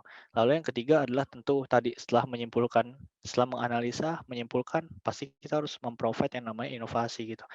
Karena kalau misalnya nggak ada inovasi pun semuanya akan menjadi sia-sia gitu. Jadi menurut saya kompetensi yang basic bagi saya untuk menjadi seorang IT support nggak cuma IT support sih pekerjaan di dunia IT lah itu setidaknya 3 ini gitu manajemen data kemampuan analisa dan mengambil kesimpulan lalu yang ketiga itu gimana caranya kita bisa berinovasi. Nah gitu. Nah kalau gitu masuk ke program kerja nih teman-teman. Inovasi apa sih yang saya berikan untuk Halo BCA teman-teman yang saya bawakan untuk lomba The Best Contact Center pada tahun lalu gitu. Yang namanya ini Upgrading Quality Monitoring Report gitu. Jadi kalau misalnya teman-teman di sini ada yang kerjaannya sehari-hari sebagai agent call center atau mungkin sehari-hari bergelut di bidang call center, pasti ada yang namanya quality monitoring report teman-teman. quality monitoring report itu apa sih? Quality monitoring report itu adalah sebuah report agent atas performa mereka gitu. Jadi setiap agent itu kan pasti dalam pekerjaan sehari-hari dinilai ya. Nah, ada nilainya ya dalam bentuk quality monitoring report gitu. Jadi sebagaimana kinerja agent itu baik atau enggak, gimana cara dia handle problem, cara dia handle nasabah, mungkin dari sisi load pekerjaannya dan lain-lain. Nah, gitu teman-teman. Nah, latar belakangnya apa sih? Ini teman-teman. Balik lagi ke tadi, fungsi teknologi apa? Fungsi teknologi kan untuk mempermudah ya. Sebenarnya kalau misalnya pakai teknologi jadi lebih sulit buat apa gitu, ya kan? Jadi kalau misalnya ada teknologi, oh ya udah berarti kan buat mempermudah pekerjaan kita gitu. Nah, yang jadi latar belakangnya itu Halo BCA dulu ketika ingin membuat quality monitoring report itu prosesnya masih manual teman-teman. Jadi masih manual itu dengan kata lain dihitung sendiri, mungkin pakai kalkulator atau mungkin pakai Excel ya. Kalau pakai Excel udah semi teknologi lah ya. Cuman masih tetap aja masih manual kan. Terus sehingga gimana prosesnya lama dan rentan terhadap kesalahan gitu. Karena kalau semua serba manual, semua mengandalkan kemampuan manusia gitu, pasti rentan akan kesalahan. Karena manusia ya itu pada dasarnya ya mungkin tidak teliti, terus terpengaruh mungkin faktor-faktor eksternal yang mungkin yang nilai lagi ada masalah, lagi ada apa, ngantuk atau gimana gitu. Jadi rentan akan kesalahan gitu. Nah, terus terlalu banyak akses terhadap aplikasi gitu. Jadi mungkin eh, mendengarkan rekaman agentnya di aplikasi A, menilainya harus buka Excel, terus mesti buka apa, mesti ambil kalkulator atau apa. Nah, itu jadi kayak terlalu banyak proses di situ, jadinya ya itu lambat, rentan salah, capek juga habis waktu gitu. Nah, tujuannya apa sih? Nah, tujuannya itu ini, teman-teman, gimana caranya kita mengintegrasikan itu menjadi satu sistem yang terintegrasi, terus sehingga menyebabkan ini prosesnya itu menjadi lebih cepat gitu. Dengan dibantu teknologi prosesnya menjadi lebih cepat, terus kesalahan-kesalahannya bisa diminimalisir kalau bisa tanpa ada salah sedikit pun gitu loh. Karena apa? Karena ya komputer nggak pernah salah gitu. Kalau misalnya kita eh, nyuruh ngitung atau kita nyuruh melakukan pekerjaan apapun yang memang kita sudah eh, tetapkan sebelumnya pada sistem, ya sistem nggak akan pernah salah gitu. Beda dengan manusia gitu, ketika kita kemarin ngitung mungkin aja benar, tapi besok kita menghitung hal yang sama mungkin aja salah gitu loh, tapi komputer akan selalu konsisten gitu. Nah, ini support data yang kemarin saya jabarkan pada saat lomba. Nah, jadi Halo BCA itu punya kurang lebih 1.370 agent, teman-teman. Banyak ya, 1.370 agent yang dinilai oleh 60 orang QA. Jadi dari 1.370 agent ini dinilai oleh 60 orang QA, di mana setiap penilaian itu satu orang QA ketika ingin menilai seorang agent, dia harus mendengarkan minimal 16 sampel rekaman pelayanan agent. Jadi satu orang QA akan menilai satu orang agent dengan mendengarkan minimal 16 sampel rekaman yang ada pada agent tersebut. Jadi ketika agent melayani nasabah itu kan pasti direkam. Nah, untuk menilai performa dari pelayanan si agent itu, si QA harus mendengarkan 16 buah rekaman gitu. Kan banyak sekali kan ya. Jadi kalau bisa kita bilang kalau misalnya kita hitung ya kan rekaman itu kan ada di aplikasi Verin ya, kalau teman-teman mungkin tahu. Aplikasi namanya Verin. Verin itu jadi aplikasi buat menyimpan semua rekaman pembicaraan agent dengan nasabah. Nah, sedangkan yang tadi prosesnya masih manual. Si QA harus memasukkan data tersebut ke Excel gitu loh. Jadi dia dengerin di Verin, hasil penilaiannya dia masukin ke Excel gitu. Jadi kan itu kan ada perpindahan aplikasi kan teman-teman. Ada perpindahan aplikasi. Nah, itu kalau kita telaah tuh, oh ternyata untuk menilai satu agent aja banyak sekali perpindahannya gitu loh. Setelah dihitung-hitung, oh ternyata satu QA itu kalau misalnya mau menilai satu agent itu mesti pindah 700 kali gitu loh, pindah-pindah terus. Kan sangat tidak efisien sekali gitu. Nah terus setiap agent itu akan menghasilkan satu Excel gitu untuk penilaian dia gitu. Jadi ada 1370 Excel karena kita ada 1370 agent. Di mana itu Excel itu dikompilasi itu masih manual gitu. Jadi ada benar-benar QA yang tugasnya mengumpulkan dari 1370 ini diolah tuh menjadi suatu report gitu. Jadi dari sekian banyak Excel diolah menjadi satu Excel dalam bentuk summary, sebuah report gitu. Nah, itu membutuhkan waktu 2 hari, teman-teman. Setelah kita telaah kepada teman-teman kita di QA Halo, oh ternyata kita butuh 2 hari nih. Dan 2 hari itu pun belum tentu benar, teman-teman. Jadi udah lama prosesnya, pusing gitu. Ternyata salah gitu. Nah, terbukti dalam 18 bulan terakhir pada saat itu terdapat 37 kali kesalahan atau revisi gitu dari report penilaian yang dibuat oleh mereka gitu.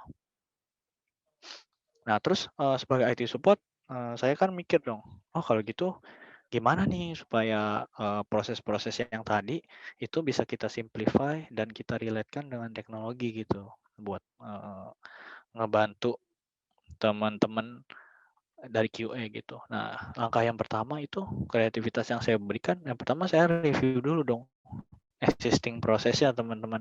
Jadi ini adalah proses yang jalan pada saat itu sebelum menggunakan teknologi. Jadi QA staff mendengarkan rekaman, terus masukin form evaluasinya pakai Excel, terus dihitung value-nya, terus dikompil jadi report, baru dibalikin lagi ke lead-leadnya gitu. Oh ini nih performa anak lu gitu. Ini dikirimin satu-satu pakai email atau mungkin dikirim pakai flash disk atau mungkin hard copy bentuknya gitu. Oh ternyata sangat tidak efisien sekali ya. Oh ya udah kalau gitu. Nah, terus dianalisa nih. Tadi kan ada basic skill analytical ya. Jadi dianalisa nih, oh kalau proses yang berjalan sekarang kira-kira apa sih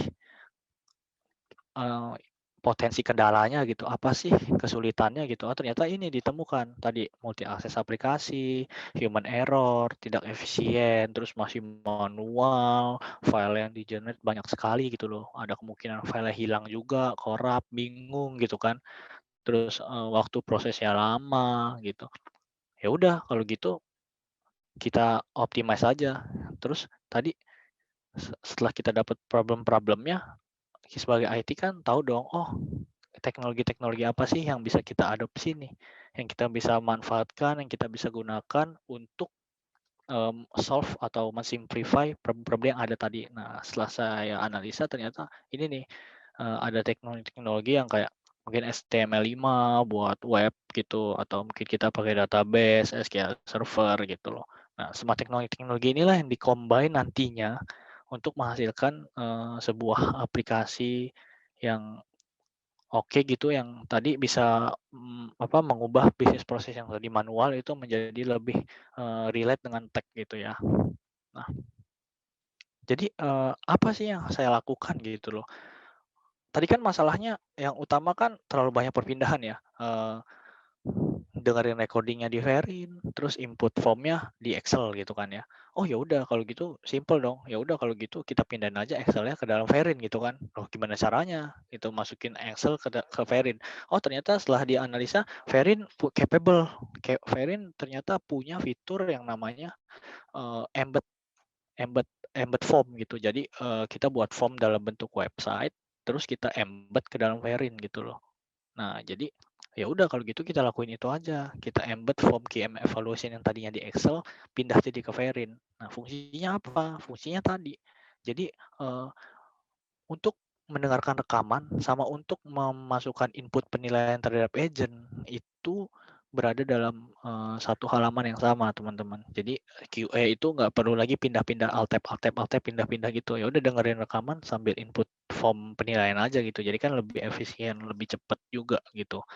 Terus nah ini, terus prosesnya kita modifikasi. Yang tadinya semua serba manual, masukin di Excel manual, dihitungnya manual juga, di-compile manual juga. Oh ya udah kita program aja variant-nya supaya bisa melakukan itu semua gitu loh. Jadi ketika QA input nilai-nilai input from evaluation dari sebuah agent ketika di-submit itu variant yang akan, maksudnya sistem yang akan menghitung semuanya gitu.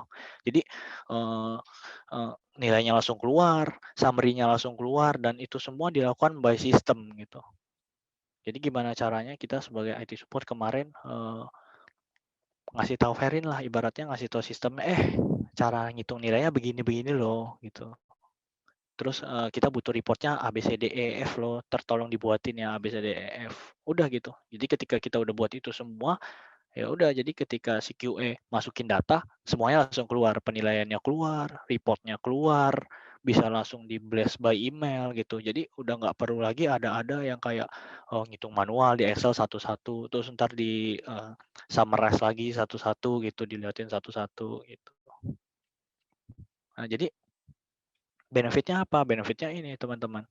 Jadi satu halaman untuk semuanya, semua proses di halaman yang sama, nggak perlu ada perpindahan-perpindahan lagi. Terus ada auto reportnya juga by system. Jadi kalau dulu reportnya itu di-generate oleh orang, jadi oleh tim QA, generate report, ini kita tinggal pencet aja satu tombol buat generate report di sistem, langsung kebuat semua gitu loh. Terus nggak perlu ada proses admin lagi untuk summarize data, nyimpen data Excel-nya gitu. Terus centralize aksesnya. Kenapa centralize? Karena dulu pada sebelum menggunakan ini kan filenya tersebar tuh di masing-masing QA. QA kan agentnya dinilai oleh QA yang beda-beda, itu kan filenya tersebar tuh. Nah kalau sekarang kita udah integrasi ke sistem ya centralize gitu. Kita tinggal buka aplikasinya aja, semua ada di situ gitu. Jadi semua orang akses ke aplikasi yang sama, ya udah gitu. Datanya ada di situ semua gitu. Nah, terus ini contoh dulu Excel yang dipakai buat tim QA ya. Tim QA-nya Halo BCA untuk menilai performa dari si agent. Nah, ini nih bentuk Excel-nya seperti ini, teman-teman.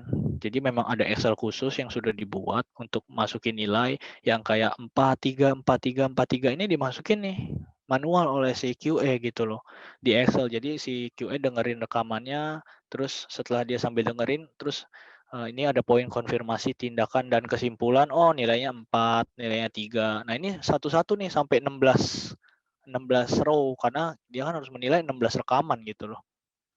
Nah, yang tadinya pakai Excel gini, saya pindahin, nah ini, ke dalam halamannya Verin gitu loh, dalam bentuk form seperti ini. Jadi di atas buat dengerin rekamannya, nah, jadi dia lakukan penilaian di sini. Jadi semuanya dilakukan dalam waktu yang bersamaan gitu. Tidak perlu pindah-pindah lagi. Semuanya jadi satu di aplikasi gitu. Nah, terus hasilnya apa, teman-teman? Hasilnya ini. Kita bisa lihat tahun 2009 itu ketika masih manual itu masih sering terjadi kesalahan nih. Tiap bulan itu pasti kemungkinan ada aja revisinya gitu. Misalnya kayak bulan April nih, 4 kali nih ada salah nih penilaiannya. Ada yang mungkin sebulan itu bisa sampai 8 kali salah, revisi terus gitu. Nah, ketika menggunakan, udah kita integrasikan dengan teknologi gitu, nah ini benar-benar kelihatan teman-teman. Jadi 6 bulan pertama pasca implementasi sebelum lomba itu memang benar-benar zero mistakes gitu. Jadi benar-benar akurasinya itu 100%. Karena itu balik lagi, karena ini sistem gitu. Sistem tidak akan pernah salah gitu. Ketika kita mengajarkan sistem hal yang sebagaimana mestinya kita mau, ya akan selamanya dia akan melakukan itu gitu. Dia nggak akan pernah melakukan kesalahan gitu. Nah, terus hasil yang lain apa? Ini tadi kita bisa lebih efektif, konsumsi memorinya bisa memori komputer ya, jadi bisa lebih ringan karena nggak perlu buka Excel lagi yang banyak gitu. Terus lama prosesnya itu yang tadinya 2 hari, sekarang jadi cuma 10-15 menit aja gitu. Jadi memang jauh-jauh lebih cepat gitu. Terus jumlah koreksi datanya benar-benar nggak ada, terus datanya juga di backup, jadi lebih aman gitu teman-teman. Nah ini berbagai self improvement yang saya lakuin juga sebagai IT support. Tentunya yang pertama itu di teknikal ya teman-teman. Jadi kita kan sebagai IT nggak mungkin dong teknologinya berkembang tapi orangnya nggak berkembang gitu, ketinggalan gitu kan. Jadi ntar kalau misalnya teknologinya udah maju terus nggak ada yang bisa, nggak ada yang ngerti, ya percuma juga gitu. Jadi ya kita kita harus tetap berkembang juga sebagai IT support. Nah, salah satu contohnya ini mengikuti technical training gitu teman-teman. Itu bagian dari hard skill-nya, teknisnya. Terus soft skill-nya mungkin social activity, terus olahraga juga. Itu beberapa kegiatan yang menunjang saya sih dalam pekerjaan saya sehari-hari gitu, teman-teman. Nah, terus di IT support BCA, Halo BCA itu KPI-nya apa sih, teman-teman? Nah, yang pertama itu ada response time. Response time ini maksudnya seberapa cepat ketika ada masalah, misalnya ada problem, troubleshooting. Nah, seberapa cepat seorang IT support itu merespon terhadap masalah tersebut gitu. Jadi misalnya ada masalah nih, oh ternyata usernya nanya nih, ini kenapa kok begini begini begini, nggak bisa ini, nggak bisa itu. Nah, di situ dalam dalam waktu 4 menit standar dari Halo BCA itu seorang IT support Halo BCA harus bisa apa ya, harus bisa menangani, bukan menangani ya, maksudnya aware gitu dari masalah itu. Oh, langsung tahu merespon gitu terhadap masalah itu gitu. Nah, ini salah satu KPI yang penting. Jadi supaya 4 menit itu mungkin standar dari Halo BCA supaya lebih cepat ya, lebih cepat. Jadi kalau ada masalah itu dapat direspon dengan cepat. Terus, nah ini terbukti dalam 6 bulan terakhir penilaiannya selalu memenuhi target di bawah 4 menit. Itu jadi bahkan ada beberapa bulan yang sangat cepat gitu. Jadi di bawah 2 menit, oh udah bisa langsung direspon gitu masalahnya. Terus yang kedua adalah resolution time. Nah, kalau tadi respon terhadap masalahnya, kalau ini resolusi terhadap masalahnya. Jadi kalau ada masalah harus diselesaikan dalam berapa menit sih gitu. Jangan sampai masalahnya hari ini terus 5 menit kemudian, oh oke dapat masalahnya terus diselesaikannya bulan depan gitu kan. Udah telat gitu buat apa gitu kan. Nah, kalau standar KPI dari Halo BCA sendiri itu adalah di bawah 12 menit teman-teman rata-ratanya. Jadi dalam tempo waktu di bawah 12 menit kita harus sudah bisa solve masalah yang ada gitu. Solve itu benar-benar kita sampai memberikan resolusi ya kepada usernya. Oh, masalahnya ini udah ditangani, nanti mitigasinya seperti apa gitu. Terus yang ketiga adalah internal CSAT. CSAT itu adalah survei kepuasan. Jadi tiap bulan di IT support itu pasti disurvei ya oleh usernya ya. Kira-kira tingkat kepuasannya berapa dari layanan yang diberikan kepada mereka gitu. Nah, standar darinya Halo BCA itu adalah di atas 95%. Nah, ini juga sudah memenuhi semua selama 6 bulan terakhir pada saat itu sebelum lomba. Terus yang berikutnya ini hardware dan software readiness. Ini yang tadi saya bilang di awal, sebagai IT support itu kita harus bisa maintain availability. Tadi kan Halo 24 jam per 7. Nah, sebenarnya sih standarnya sih ya nggak masih 100% sih, tapi 99% gitu. Jadi kalau bisa 99% always on standarnya yang diterapkan gitu. Cuman kita sebagai IT support ya kalau bisa jangan sampai ada downtime lah kalau bisa gitu. Jadi memang setiap bulan kita selalu bisa berhasil jaga 100%. Jadi full operation Halo BCA itu tidak pernah terganggu gitu. Nah, terus ini ada beberapa improvement yang sedang dijalankan atau akan dijalankan nanti. Itu termasuk mengaplikasikan machine learning di dalam. Nanti mungkin sistemnya ntar udah bisa memberikan report nih, mana agent yang baik, mana agent yang buruk, terus apa yang perlu diimprove gitu. Jadi nggak perlu penilaian lagi. Maksudnya kita cuma cukup input penilaian aja, kasih standar kepada sistem yang akan menilai nih, oh ternyata agent ini kemungkinan komunikasi dalam, kalau misalnya usernya lagi marah-marah, dia cenderung mungkin lebih ikutan marah-marah juga gitu. Jadi mungkin harus dirubah caranya gini-gini. Nah, terus ada mobile apps-nya juga dan mungkin kita lebih bermain dengan data sih. Itu sih teman-teman. Nah, terus kalau tadi misalnya saya buka dengan quote, kemarin saya tutup presentasi saya juga dengan quote, yaitu ini teman-teman dari Steve Jobs. Kembali lagi kepada value BCA ya teman-teman.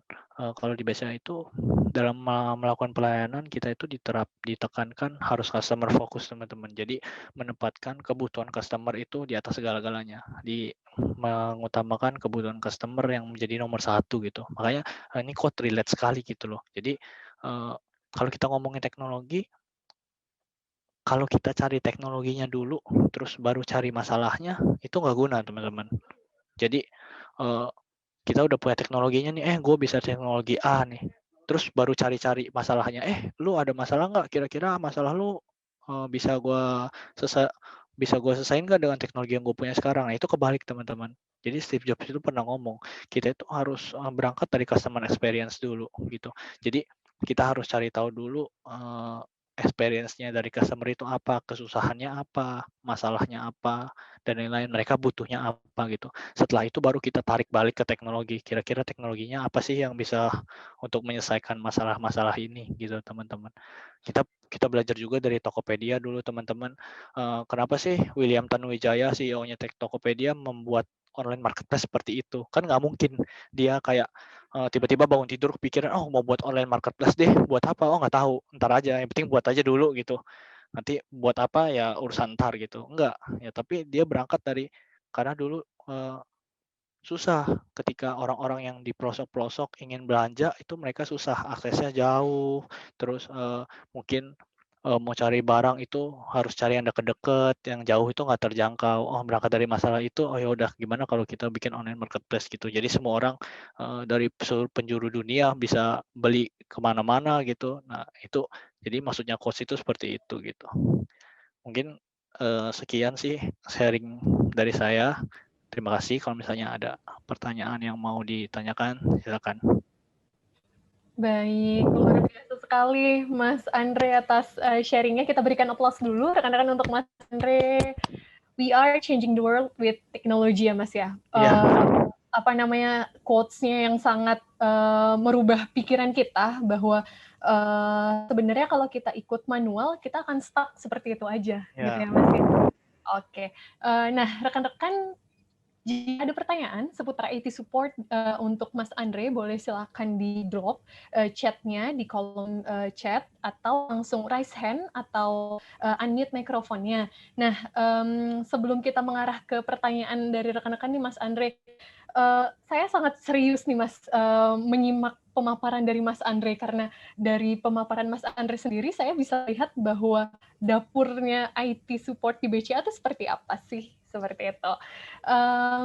Mungkin pertanyaan saya mulai dari ini Mas, terkait machine learning itu sendiri yang tadi Mas Andre paparkan bahwa nanti di kreativitas itu akan ada sebuah teknologi yang bisa menilai agent itu yang baik yang mana, yang buruk yang mana, seperti itu ya Mas ya.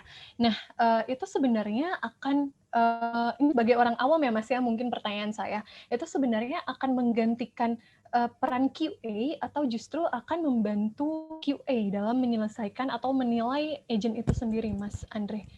Gini, sebenarnya enggak seperti itu ya. Maksudnya banyak orang yang bilang di luar sana gitu kayak nanti kita bakal digantikan oleh robot gitu, digantikan oleh mesin gitu kan ya kan.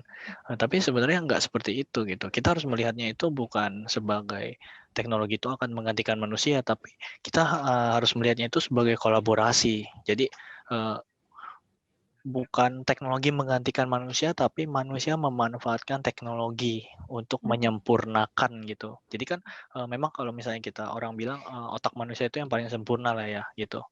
Otak manusia itu yang paling sempurna dan lain-lain. Tapi kan tetap punya keterbatasan gitu.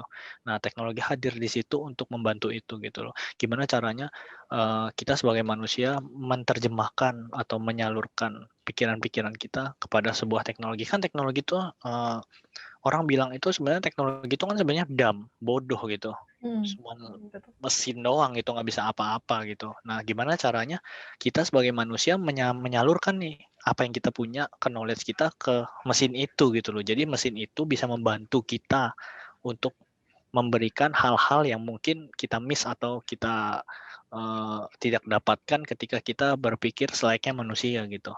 Itulah dengan proses yang cepat dan lain-lain gitu. Nah, balik lagi ke machine learning. Machine learning itu apa? Namanya aja machine learning gitu loh. Mesin itu belajar gitu. Jadi dengan data-data yang ada, dia belajar, melihat dan bisa menyimpulkan selayaknya manusia gitu. Tapi yang ngajarin siapa gitu kan? Pertanyaannya itu.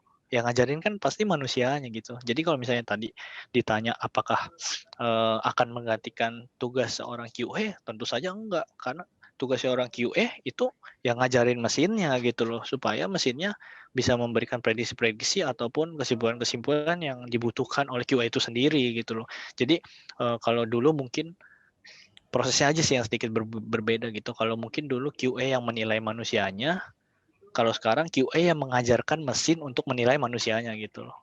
Jadi lebih ke kolaborasinya aja sih gitu sih. Oke, jadi mungkin ada sifat yang lebih objektif ya Mas ya, ke agent itu sendiri. Betul, betul sekali. Rekan-rekan berarti nggak usah khawatir nih rekan-rekan, kita suka sensi ya sama orang-orang IT. Mereka ngapain sih gitu bikin teknologi yang akan menggantikan manusia, itu salah besar ya Mas Andre ya. Justru teknologi yang diinovasikan oleh tim IT membantu permasalahan dari manusia itu sendiri gitu ya Mas ya. Iya betul, nggak perlu lembur kan jadinya. Betul sekali. Oke, nah Mas Andre, tadi sempat dipaparkan seputar kreativitas yang tadinya before-nya menggunakan teknologi apa, kemudian after-nya menggunakan teknologi apa gitu ya Mas ya. Ada banyak sekali teknologi yang digunakan ketika sudah sudah berinovasi gitu. Nah, saya sebenarnya penasaran sih Mas terhadap teknologi itu apa aja kegunaannya. Tapi mungkin pertanyaan saya tidak mewakili rekan-rekan di sini. Jadi jika rekan-rekan kepo, penasaran teknologinya sebenarnya gunanya untuk apa sih? Silahkan ditanyakan di chat box gitu ya. Oke. Nah, Mas Andre, pertanyaan dari saya terakhir nih Mas sebelum kita mengarah ke sesi diskusi dengan Mbak Fadilah Ayu gitu ya. Terkait permasalahan dari agent itu sendiri atau dari QA itu sendiri, tadi kan KPI dari Mas Andre ada seputar resolution time ya Mas ya? Iya. Dan itu sekitar 10 atau 12 menit ya Mas ya? Untuk resolution time itu 12 menit.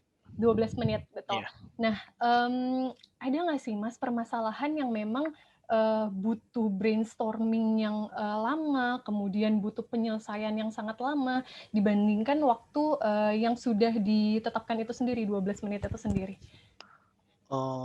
Pasti ada ya, kan namanya masalah kan kita nggak pernah tahu ya, mungkin ada yang simple, ada yang mungkin ngejelimet gitu, ribet gitu, jadi butuh penanganan yang cukup lumayan lama gitu. Nah, namun biasanya kalau kita di Halo Beca sendiri, di IT khususnya, itu kita setiap ada masalah itu kita dokumentasikan, Mbak. Dan dokumentasikan, jadi ketika ada masalah yang berulang, itu kita sudah tahu penanganannya seperti apa gitu. Jadi bisa lebih cepat. Nah, itu yang membantu kita juga untuk selalu achieve resolution time yang ditargetkan gitu. Jadi ada masalah, kita cari tahu, oh ternyata udah pernah ada nih sebelumnya penanganannya seperti ini, ya udah kita jalankan gitu. Jadi semuanya serba cepat gitu sih. Oke, luar biasa sekali. Terima kasih Mas Andre atas sharing-nya, atas jawabannya, atas pertanyaan-pertanyaan saya. Nah, di sini sudah ada pertanyaan nih Mas dari rekan ICCA. Izin bacakan ya Mas Andre dan rekan lainnya. Ada pertanyaan dari Mbak Putri dari Bineka Life. Ada 2 pertanyaan nih. Yang pertama, jika manusia memanfaatkan teknologi dalam dunia pelayanan, bagaimana teknologi tersebut bisa menilai human touch dalam dunia pelayanan itu sendiri? Misalnya penilaian agent oleh mesin, apakah penilaiannya rasa empati agent bisa dinilai oleh teknologi? Itu yang pertama. Kemudian yang kedua, apa 3 tips untuk menjadi seorang juara seperti Mas Andre? Silakan Mas Andre. Nah gini, jawab yang pertama ya. Makanya tadi kan ketika ditanyain apakah seorang QA bisa menggantikan seorang mesin tadi yang sudah dibuat sebagai mesinnya bisa menggantikan pekerjaan QA gitu. Nah, saya lagi jawabannya nggak akan bisa gitu teman-teman. Karena apa? Ya ini karena ada faktor-faktor lain yang kita nggak bisa hilangkan gitu. Ya hanya ada faktor-faktor yang hanya dimiliki manusia namun tidak dimiliki mesin gitu. Contohnya itu tadi human touch, empati, menilai empati dan lain-lain. Mungkin manusia seorang agent nggak akan bisa curhat sama mesin gitu loh, walaupun mesinnya yang menilai dia nantinya, cuman ya si agent nggak bisa curhat sama mesin ketika dia ada masalah gitu. Nah makanya peran seorang QA, peran seorang team lead yang diperlukan gitu di situ. Sama aja kayak BCA kalau misalnya teman-teman pernah ke cabang BCA ada mesin start teller namanya, itu kan kalau dulu kan setiap CSO atau agent kan melayani nasabah 1 lawan 1 ya. Kalau sekarang kan udah enggak tuh. Kalau sekarang kan mungkin ada nasabah yang beberapa yang self service, ada beberapa yang masih memerlukan datang ke CSO gitu. Nah itu kolaborasi itu yang sebenarnya yang kita cari dalam pemanfaatan teknologi gitu loh. Memang nggak semuanya bisa diteknologikan, tapi banyak sekali hal-hal yang bisa diteknologikan sehingga mempermudah pekerjaan kita gitu. Nah, terus jawaban yang nomor 2, 3 tips untuk menjadi juara. Apa ya? Kalau misalnya 3 tips buat jadi juara, yang pertama sebenarnya yakin aja sih.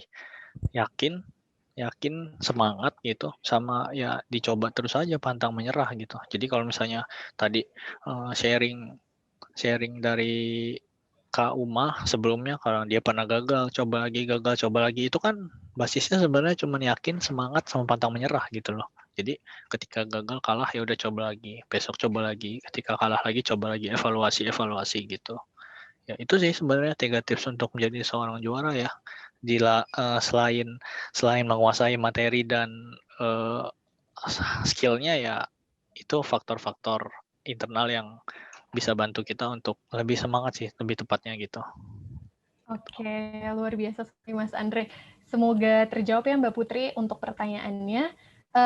Mungkin sebelum kita mengarah ke sesi diskusi nih dengan ICCA, saya perkenankan dahulu bagi rekan-rekan yang ingin bertanya melalui unmute microphone. Boleh silakan rekan-rekan langsung di unmute mikrofonnya.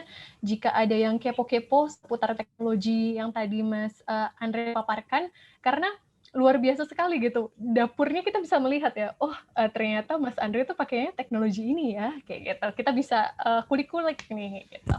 Boleh silakan rekan-rekan jika ingin ada yang ditanyakan, boleh langsung unmute mikrofon atau via chat saja seperti Mbak Putri dari Bineka Live.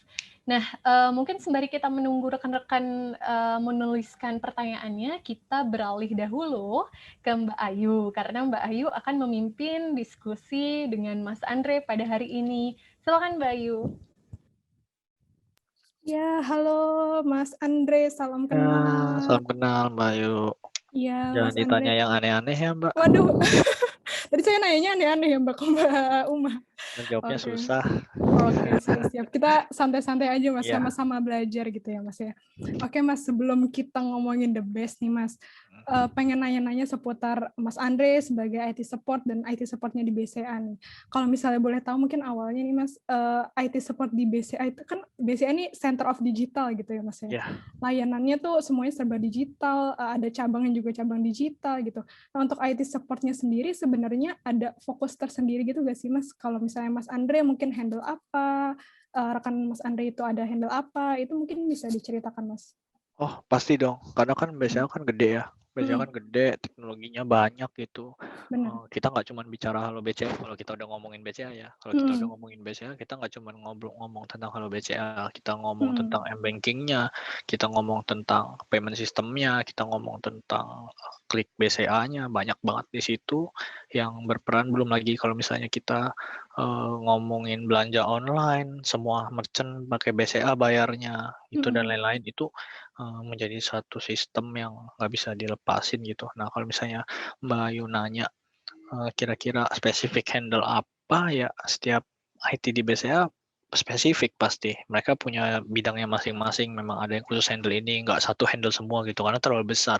Ya kalau kita ngomongin IT support khususnya di Halo BCA, ya yang di-handle memang seputar Halo BCA aja gitu. Jadi benar-benar gimana caranya kita itu membantu Halo BCA untuk menjalankan pekerjaannya sehari-hari gitu. Tapi dari sisi IT-nya, entah kita support sistemnya, entah kita support improvement di bidang teknologinya gitu. Ya, pokoknya segala hal yang berkaitan dengan operasional Halo BCA itu memang di-handle khusus oleh IT support-nya Halo BCA gitu. Oke, mantap sekali Mas.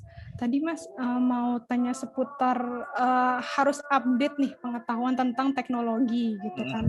Nah itu sebenarnya kalau Mas Andre sendiri tahu maaf ya Mas kalau ada suara berisik. Oh iya. Ada lagi azan, maaf. Jadi kalau misalnya pengen biar teman-teman IT support yang lain mungkin bisa terus update juga nih seputar teknologi yang bisa ngebantu kontak centernya, itu tahu dari mana aja sih Mas? Apakah dari teknologi existing-nya atau mungkin ada sistem baru di luar, itu gimana Mas? Sebenarnya kalau kita mau tahu teknologi-teknologi baru itu sebenarnya nggak bisa dipungkiri, faktor yang paling utama itu yang paling membantu ya adalah berangkat dari masalah sebenarnya. gitu. Jadi balik lagi ke tadi kata Steve Jobs kan, kita berangkat dari experience user, terus baru kita transformasikan masalah itu ke sebuah teknologi gitu. Gimana caranya, teknologi apa sih yang bisa solve dari masalah gitu-gitu. Ya kadang gitu, kita kadang kalau lagi misalnya user dapat masalah apa nih, terus kita lihat masalahnya, oh ini solving-nya gimana ya, baru tuh, oh kayaknya pakai teknologi ini bisa gitu. Oh ternyata kita setelah lihat pakai teknologi ini, oh ternyata teknologi ini udah out of date nih, ternyata ada pengembangannya teknologi ini gitu. Ya itu sebenarnya yang paling banyak sih, yang paling banyak cara yang paling utama buat kita tahu sih perkembangan teknologi. Di lain sebenarnya ya riset sendiri ya, misalkan kalau misalnya orang IT kan kadang, kalau mungkin suka iseng-iseng gitu kayak baca-baca forum, mungkin ada yang share, "Oh ternyata, teknologi ini udah ada gantinya loh ini dong, bisa ini," gitu. Ya udah kita baca-baca aja, baca-baca, banyak baca-baca, terus, mungkin banyak ngikutin perkembangan juga, misal, lebih penasaran aja sih, misal kayak di luar gitu ya, di luar mungkin di luar negeri yang udah lebih maju gitu, oh mereka, sistemnya gimana sih, teknologi yang dipakai apa sih, yang lagi berkembang di sana apa sih. Biasanya kan kalau Indonesia itu kan, ketinggalan ya, selalu ketinggalan ya, selalu ketinggalan. Jadi, kalau misalnya kita melihat keluar itu, oh ternyata di sana udah pernah dipakai. Nah itu baru kita bawa ke sini gitu loh. Terus selain itu ya banyak sih kayak mungkin nonton YouTube juga banyak banget loh, maksudnya kalau suka nonton-nonton di YouTube mungkin ada beberapa pembahasan mengenai teknologi baru yang akan muncul mungkin tahun depan atau mungkin, yang baru muncul sekarang dan mulai ngehits, nge-hype gitu. Nah itu banyak banget di YouTube gitu sih. Paling itu sih, itu ya paling kalau misalnya ditanya apa yang paling bikin bisa berkembang, bisa lebih melek, lebih tech savvy gitu ya itu masalah sebenarnya. Jadi kalau misalnya nggak ada masalah memang ya agak lambat sih, karena kita kalau misalnya nggak ada masalah, ya udah kita selalu meyakini teknologi kita udah terbaik gitu loh, gitu sih. Intinya peka terhadap sekitar ya Mas ya. Iya Jadi IT betul, support harus peka, heeh. sensitif gitu sama Iya masalah. sensitif bener. Ya baik-baik. Nah Mas, mungkin pertanyaan selanjutnya nih, kan kalau misalnya teknologi dari Mas Andre ini yang harus disajikan di presentasi itu nggak harus benar-benar dari nol build sistem atau aplikasi gitu ya Mas. Bisa dari yang existing terus di upgrade gitu. Nah itu idenya tadi ya Mas, dari masalah-masalah yang datang gitu ya Mas, yang user sampaikan gitu ya Mas. Kalau misalnya lebih proaktif sendiri gitu Mas, itu ada tipsnya nggak sih Mas? Kalau lebih proaktif sendiri itu sebenarnya di IT itu kan sebenarnya ada yang namanya monitoring ya, Mbak, ya. Jadi, Mm-mm. kita sebagai orang IT itu sebenarnya nggak kalau bisa sekarang ya, kalau sekarang kan, teknologi udah geek banget tuh, maksudnya udah teknologi itu udah ibaratnya benar-benar melekat lah gitu. Jadi Mm-mm. kalau bisa jangan ada problem dulu, baru kita sibuk gitu. Wah, Mm-mm. udah problem nih, terus baru sibuk. Nah, itu sama aja kalau misalnya kayak smartphone tuh udah rusak dulu nih, udah rusak dulu baru sibuk nih mau cari-cari penggantinya gitu kan. Nah, Mm-mm. kita sebagai orang IT itu sekarang proaktifnya paling di sisi monitoring sih, gimana preventifnya Mm-mm. gitu. Ya. Gimana preventifnya, oh kira-kira ada potensi nih, ada potensi untuk problem di sini, gimana caranya kita bisa prevent itu gitu loh. Mungkin dari redundansinya gitu. Kalau misalnya servernya ada 2, misalnya satu aktif, satu standby gitu. Ya gitu-gitu pokoknya itu sih lebih ke proaktifnya di sisi itu gitu. Sama ya Oke. kalau misalnya mau lebih rajin lagi ya, Mm-mm. ya itu tadi ngulik, kayak ngulik teknologi-teknologi yang baru, oh kira-kira nemu nih, oh teknologi ini kayaknya bisa nih diimplementasikan ke, eee, aplikasinya kita gitu. Oh ya udah kita coba cari tahu gimana caranya, terus bisa improve apa nih Mm-mm. dari yang ada sekarang, gitu-gitu sih paling proaktifnya, Berarti gitu. semuanya sudah dibuktikan dengan harus ada improvement-nya gitu Iya dari yang pasti baru. pasti. Oke, baik-baik. Nah, Mas, sebelum kita ke ngomongin tentang the best nih pengalamannya Mas Andre, ini ada pertanyaan di kolom chat, mungkin Mbak Jessica bisa bacakan terlebih dahulu. Oke, siap. Nah, Mas Andre, ini ada pertanyaan nih, Mas, dari Mbak Alia dari ICCA. Mas Andre izin bertanya, untuk persiapan ujian online The Best Contact Center Indonesia, mengingat beberapa peserta di bidang IT support menyampaikan bahwa mereka kurang familiar dengan penggunaan istilah yang ada di contact center. Bagaimana dengan Mas Andre? Apakah ada tips-tips khusus untuk mempersiapkan ujian online tersebut, Mas Andre? Silakan. Iya nih, ini pertanyaannya benar banget ya. Maksudnya kita sebagai IT kan kemarin pas ujian online ngelihat soal materinya deh, ngelihat materinya, ini apa nih gitu kan. Banyak hitung-hitungannya, mungkin ada SLA, call handle dan lain-lain itu kan memang bukan urusannya IT gitu loh. Jadi IT-nya ada bidangnya, cuman ya maksudnya di ujian itu nggak ada yang keluar, maksudnya nggak disampaikan gitu. Jadi memang benar-benar apa ya, step aside lah gitu. Lebih banyak yang tentang lead-nya gitu, tentang leader-nya gitu. Kurang familiar, iya benar kurang familiar pada awalnya gitu. Cuman ya balik lagi yang namanya teori, itu kan teori ya. Ujian online kan teori kan sifatnya kan, belajar gitu teori. Ya balik lagi, kalau yang namanya teori ya diulang-ulang terus aja sih. Diulang-ulang terus. Kalau ada soal ya diulang-ulang terus, entar lama-lama juga hafal sendiri gitu loh. Lama-lama dapat sendiri celahnya, sama yang paling penting sebenarnya ngerti sih. Yang paling penting itu ngerti. Jangan kalau dulu kita pas SMA dulu mungkin belajar matematika, belajar fisika gitu kan yang banyak rumus sana sini gitu kan. Kalau misalnya metodenya menghafal, itu aku yakin pasti nggak akan bisa. Kenapa? Karena begitu diganti soalnya, bingung gitu langsung. Karena ngafal gitu loh, ngafal rumus, ngafal apa itu bingung. Nah, pendekatannya lebih dirubah sih, dari yang menghafal jadi yang mengerti gitu konsepnya. Nah, kalau misalnya konsepnya udah ngerti, ntar mau dibalik-balik gimana pun hitungannya, kan ujian online biasanya susah di hitungan ya. Di hitungannya itu mau dibalik-balik gimana pun, kalau konsepnya ngerti ya pasti bisa gitu sih.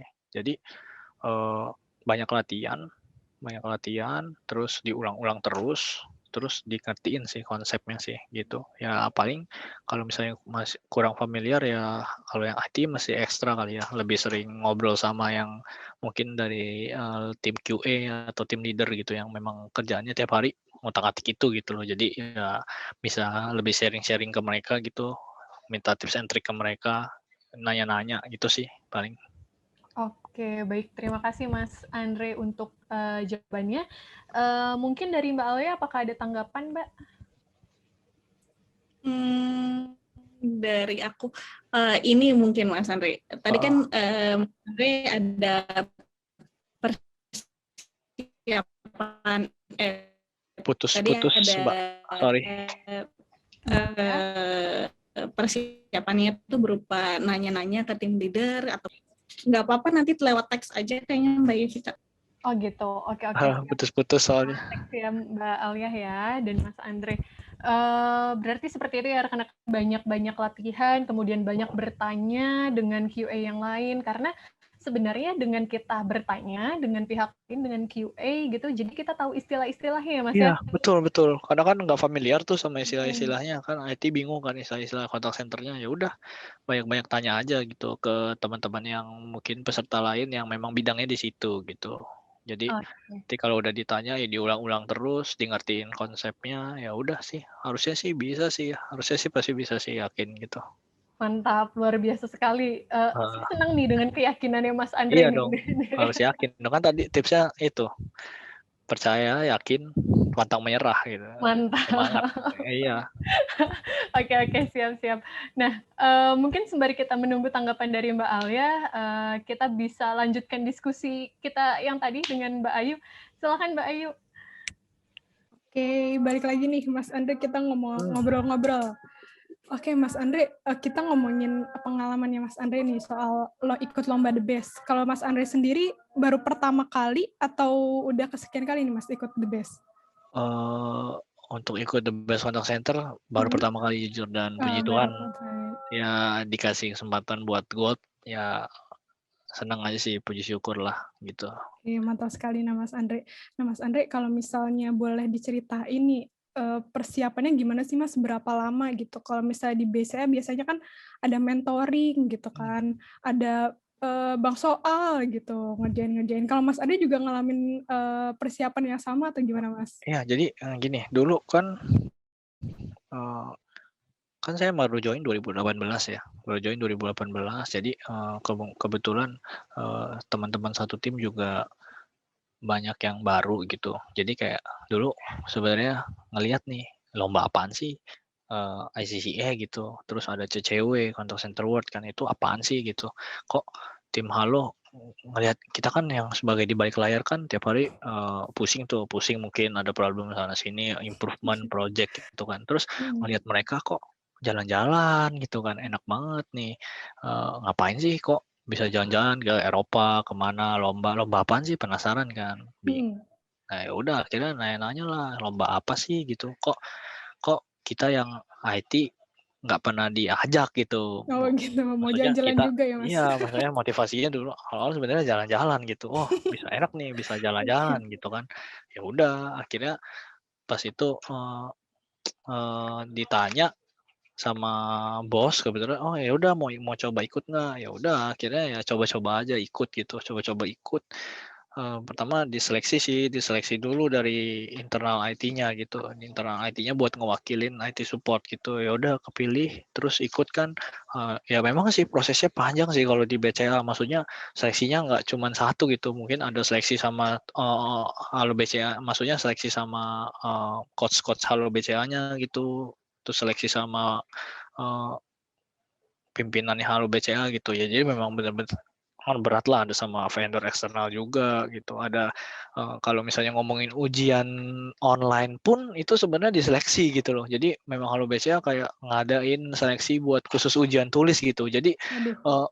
Jadi lombanya itu sebelum lomba yang beneran nih udah lomba duluan di dalam gitu loh.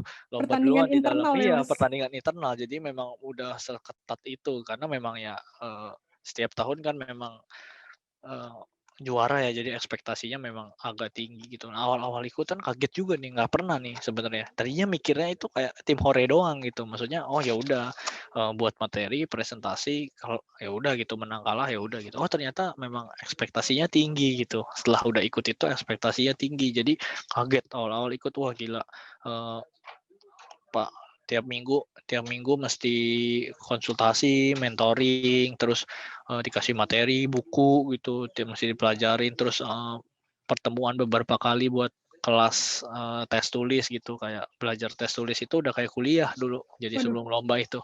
Iya benar-benar kayak kuliah gitu, Hmm. belajar terus, belum lagi, ada kelas buat presentasinya, kelas buat ngomongnya, kelas buat materinya gitu. Jadi kayak banyak yang mesti dilaluin, jujur sih kaget gitu, kayak ngerasa kayak, aduh ikut gini bukan dapet, jalan-jalannya malah kayak kerjaan jadi kayak, apa Tambah ya, banyak gitu ya Mas? tambah banyak ya, jadi terbengkalai gitu ya. Cuman ya udah dijalanin aja sih, dijalanin aja memang udah, masuk juga, udah milih ya udah dijalanin aja sepenuh hati gitu.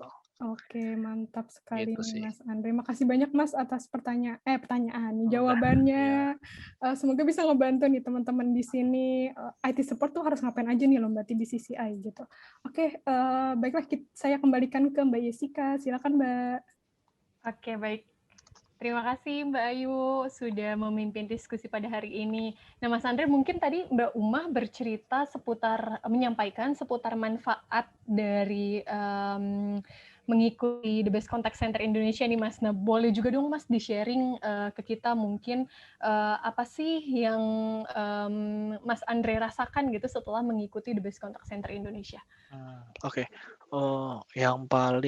Sebenarnya yang paling dirasain manfaatnya itu ya balik lagi ini kan lomba presentasi ya, presentasi ngomong gitu kan, ngomong di depan umum gitu ya. Yang paling dapat terasa manfaatnya itu public speaking skill yang gitu loh. Kalau dulu mungkin, pas kuliah atau mungkin pas dulu sekolah gitu kan ya presentasi cuma depan kelas gitu, hanya sekedar buat ngerjain tugas gitu kan, ngerjain tugas, nyampein apa ya, eee paling paling deg-degan pun pas skripsi gitu. Pas skripsi kan kayak, deg-degannya gitu. Cuman setelah ikut lomba ini kayaknya ternyata lebih deg-degan lagi gitu loh. Kayak kayak belum pernah ngerasain sebelumnya gitu, apalagi dengan ekspektasi yang tinggi gitu di depan banyak orang. Apalagi kayak kita kan, IT kan, jarang ya ketemu orang sebenarnya. Maksudnya kayak jarang ngomong di depan umum gitu, kayak mungkin kalau misalnya agent-agent gitu kayak Mbak Mbak apa, Mbak Mbak Umah? Umah tadi kan, sering ngobrol sama, nasabah gitu kan, sering Oh. ngomong sama orang, jadi mungkin lebih terbiasa ya gitu. Nah, sedangkan kita kan yang IT kan nggak pernah punya pengalaman itu gitu. Ya, jadi memang kerjanya memang di balik layar terus, di balik komputer, jadi begitu harus ngomong di depan orang gitu ya, jadinya ya lebih apa ya, lebih terpressure gitu. Nah, kebetulan kalau saya dulu itu pas kuliah memang ikut banyak organisasi, jadi memang udah sering lah kayak mimpin rapat dan lain-lain gitu. Jadi ya mungkin sedikit lebih terbiasa mungkin daripada yang lain ya. Cuman tetap aja pressure-nya ada gitu. Jadi dulu apalagi kemarin kan tiba-tiba berubah yang jadinya eh, yang Offline jadi online ya ya, Mas? jadinya offline jadi online kan. Nah, kalau misalnya tadi Mbak Umah bilangnya dia lebih terbiasa di depan kamera, saya justru kebalikannya, Mbak. Gitu. Iya gitu. Jadi saya tuh kemarin pas tahu ternyata offline, waduh, bingung Tambah juga. deg-degan ya, Mas? Tambah deg-degan, iya kan. Kalau misalnya online gitu, kalau misalnya offline gitu kan depan orang, ya udah kayak ngobrol biasa aja kan, presentasi biasa kayak ngobrol biasa sama orang, lebih rileks mungkin ya. Mungkin awal-awal mungkin tegang, tapi makin ke belakang kan makin rileks gitu kan. Bisa ngelihat orangnya, ngelihat kiri kanan gitu. Terus kan one take gitu, bener tadi kata Mbak Uma. Sekali aja gitu, salah bener ya udah jalan terus gitu. Nah, sebegitu dipindahin ke online mesti direkam, wah itu saya lebih terpressure lagi ngomong sama kamera, itu mesti diatur blockingnya kiri kanan. Oh, nanti kamu pas di slide ini ngelihatnya ke sini ya. Pas di slide ini ngelihatnya ke sini ya. Pas ngomong ini lebih ditekankan lihat ke kamera ini ya. Wah, itu bingung, buyar, buyar. Jadi apalagi kalau saya kan orangnya lebih cenderung kalau presentasi itu improvisasi ya, karena ada 2 jenis ya, kalau kita presentasi ya ada yang ngapal, sistemnya ngehafal sama improvisasi kan. Nah, Betul. cuma karena ini kan lomba, dibatasin waktunya kan, nggak boleh kurang, nggak boleh lebih lagi kan, harus kemarin kalau yang IT support tuh harus 10 menit kalau nggak salah, 10 menit atau 15 menit aku lupa gitu. Nggak boleh kurang, nggak boleh lebih, harus pas gitu kan. Nah, kalau improve kan susah tuh. Jadi memang dipaksa harus ngapal jadi kemarin itu. Nah itu, udah ngafal susah-susah, begitu tag mesti Salah ini ya, itu, Mas? kadang buyar ya, buyar, lupa mau ngomong apa gitu, ya udah jadi tag lagi berulang-ulang gitu. Nah itu makin makin makin sering tag, makin terpressure gitu, diliatin orang-orang yang diliatin coach-coach-nya, mentor-mentornya kan. Wah, ini kan apalagi kalau kalau misalnya kalau offline kan mentornya nggak ada tuh di luar.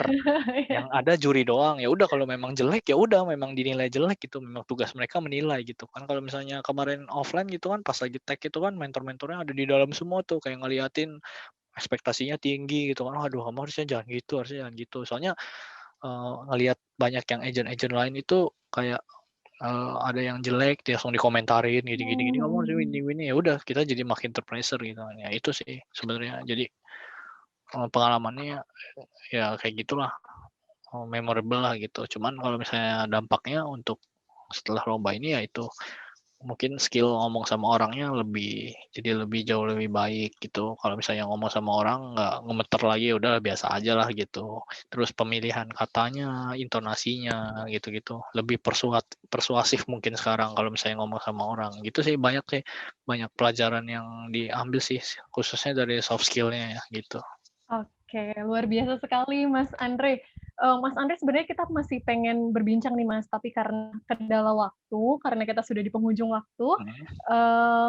mungkin sebagai penutup Mas Andre, boleh silakan diberi kalimat penutupnya kepada rekan-rekan di sini untuk semangat nih dalam mengikuti The Best atau semangat dalam menjalankan pekerjaannya. Silakan Mas Andre. Oh gitu, apa ya, bagi teman-teman mungkin yang baru mau ikut tahun ini atau tahun-tahun depan mau ikut, coba aja dulu sih, coba aja dulu kalau memang belum punya pengalaman, coba aja dulu, pastikan, tiap institusi ya, nggak cuma BCA sih, aku yakin semua, peserta atau institusi lain pasti kan punya preparation ya, punya preparation entah itu dalam bentuk coaching, entah itu dalam bentuk kelas, atau mungkin dalam bentuk mentoring gitu ya, apapun bentuknya ya dicoba aja dulu, pastikan yang ngajarin kan yang berpengalaman ya, yang udah pernah ikut sebelumnya, mungkin yang udah pernah menang sebelumnya, ya dicoba dulu, jangan takut, ya kalah nggak apa-apa gitu, tapi kan kita dapat pengalamannya gitu, gitu sih. Dan yang paling penting ya tadi sih semangat, semangat, jangan pantang menyerah, terus ya itu benar menguasai materi dan pekerjaan kita itu juga penting gitu. Kalau bisa itu harus benar-benar dikuasai. Jadi ketika ada pertanyaan, mungkin dari sesi wawancara atau mungkin dari pertanyaan jurinya itu kita bisa jawabnya itu dengan meyakinkan gitu loh.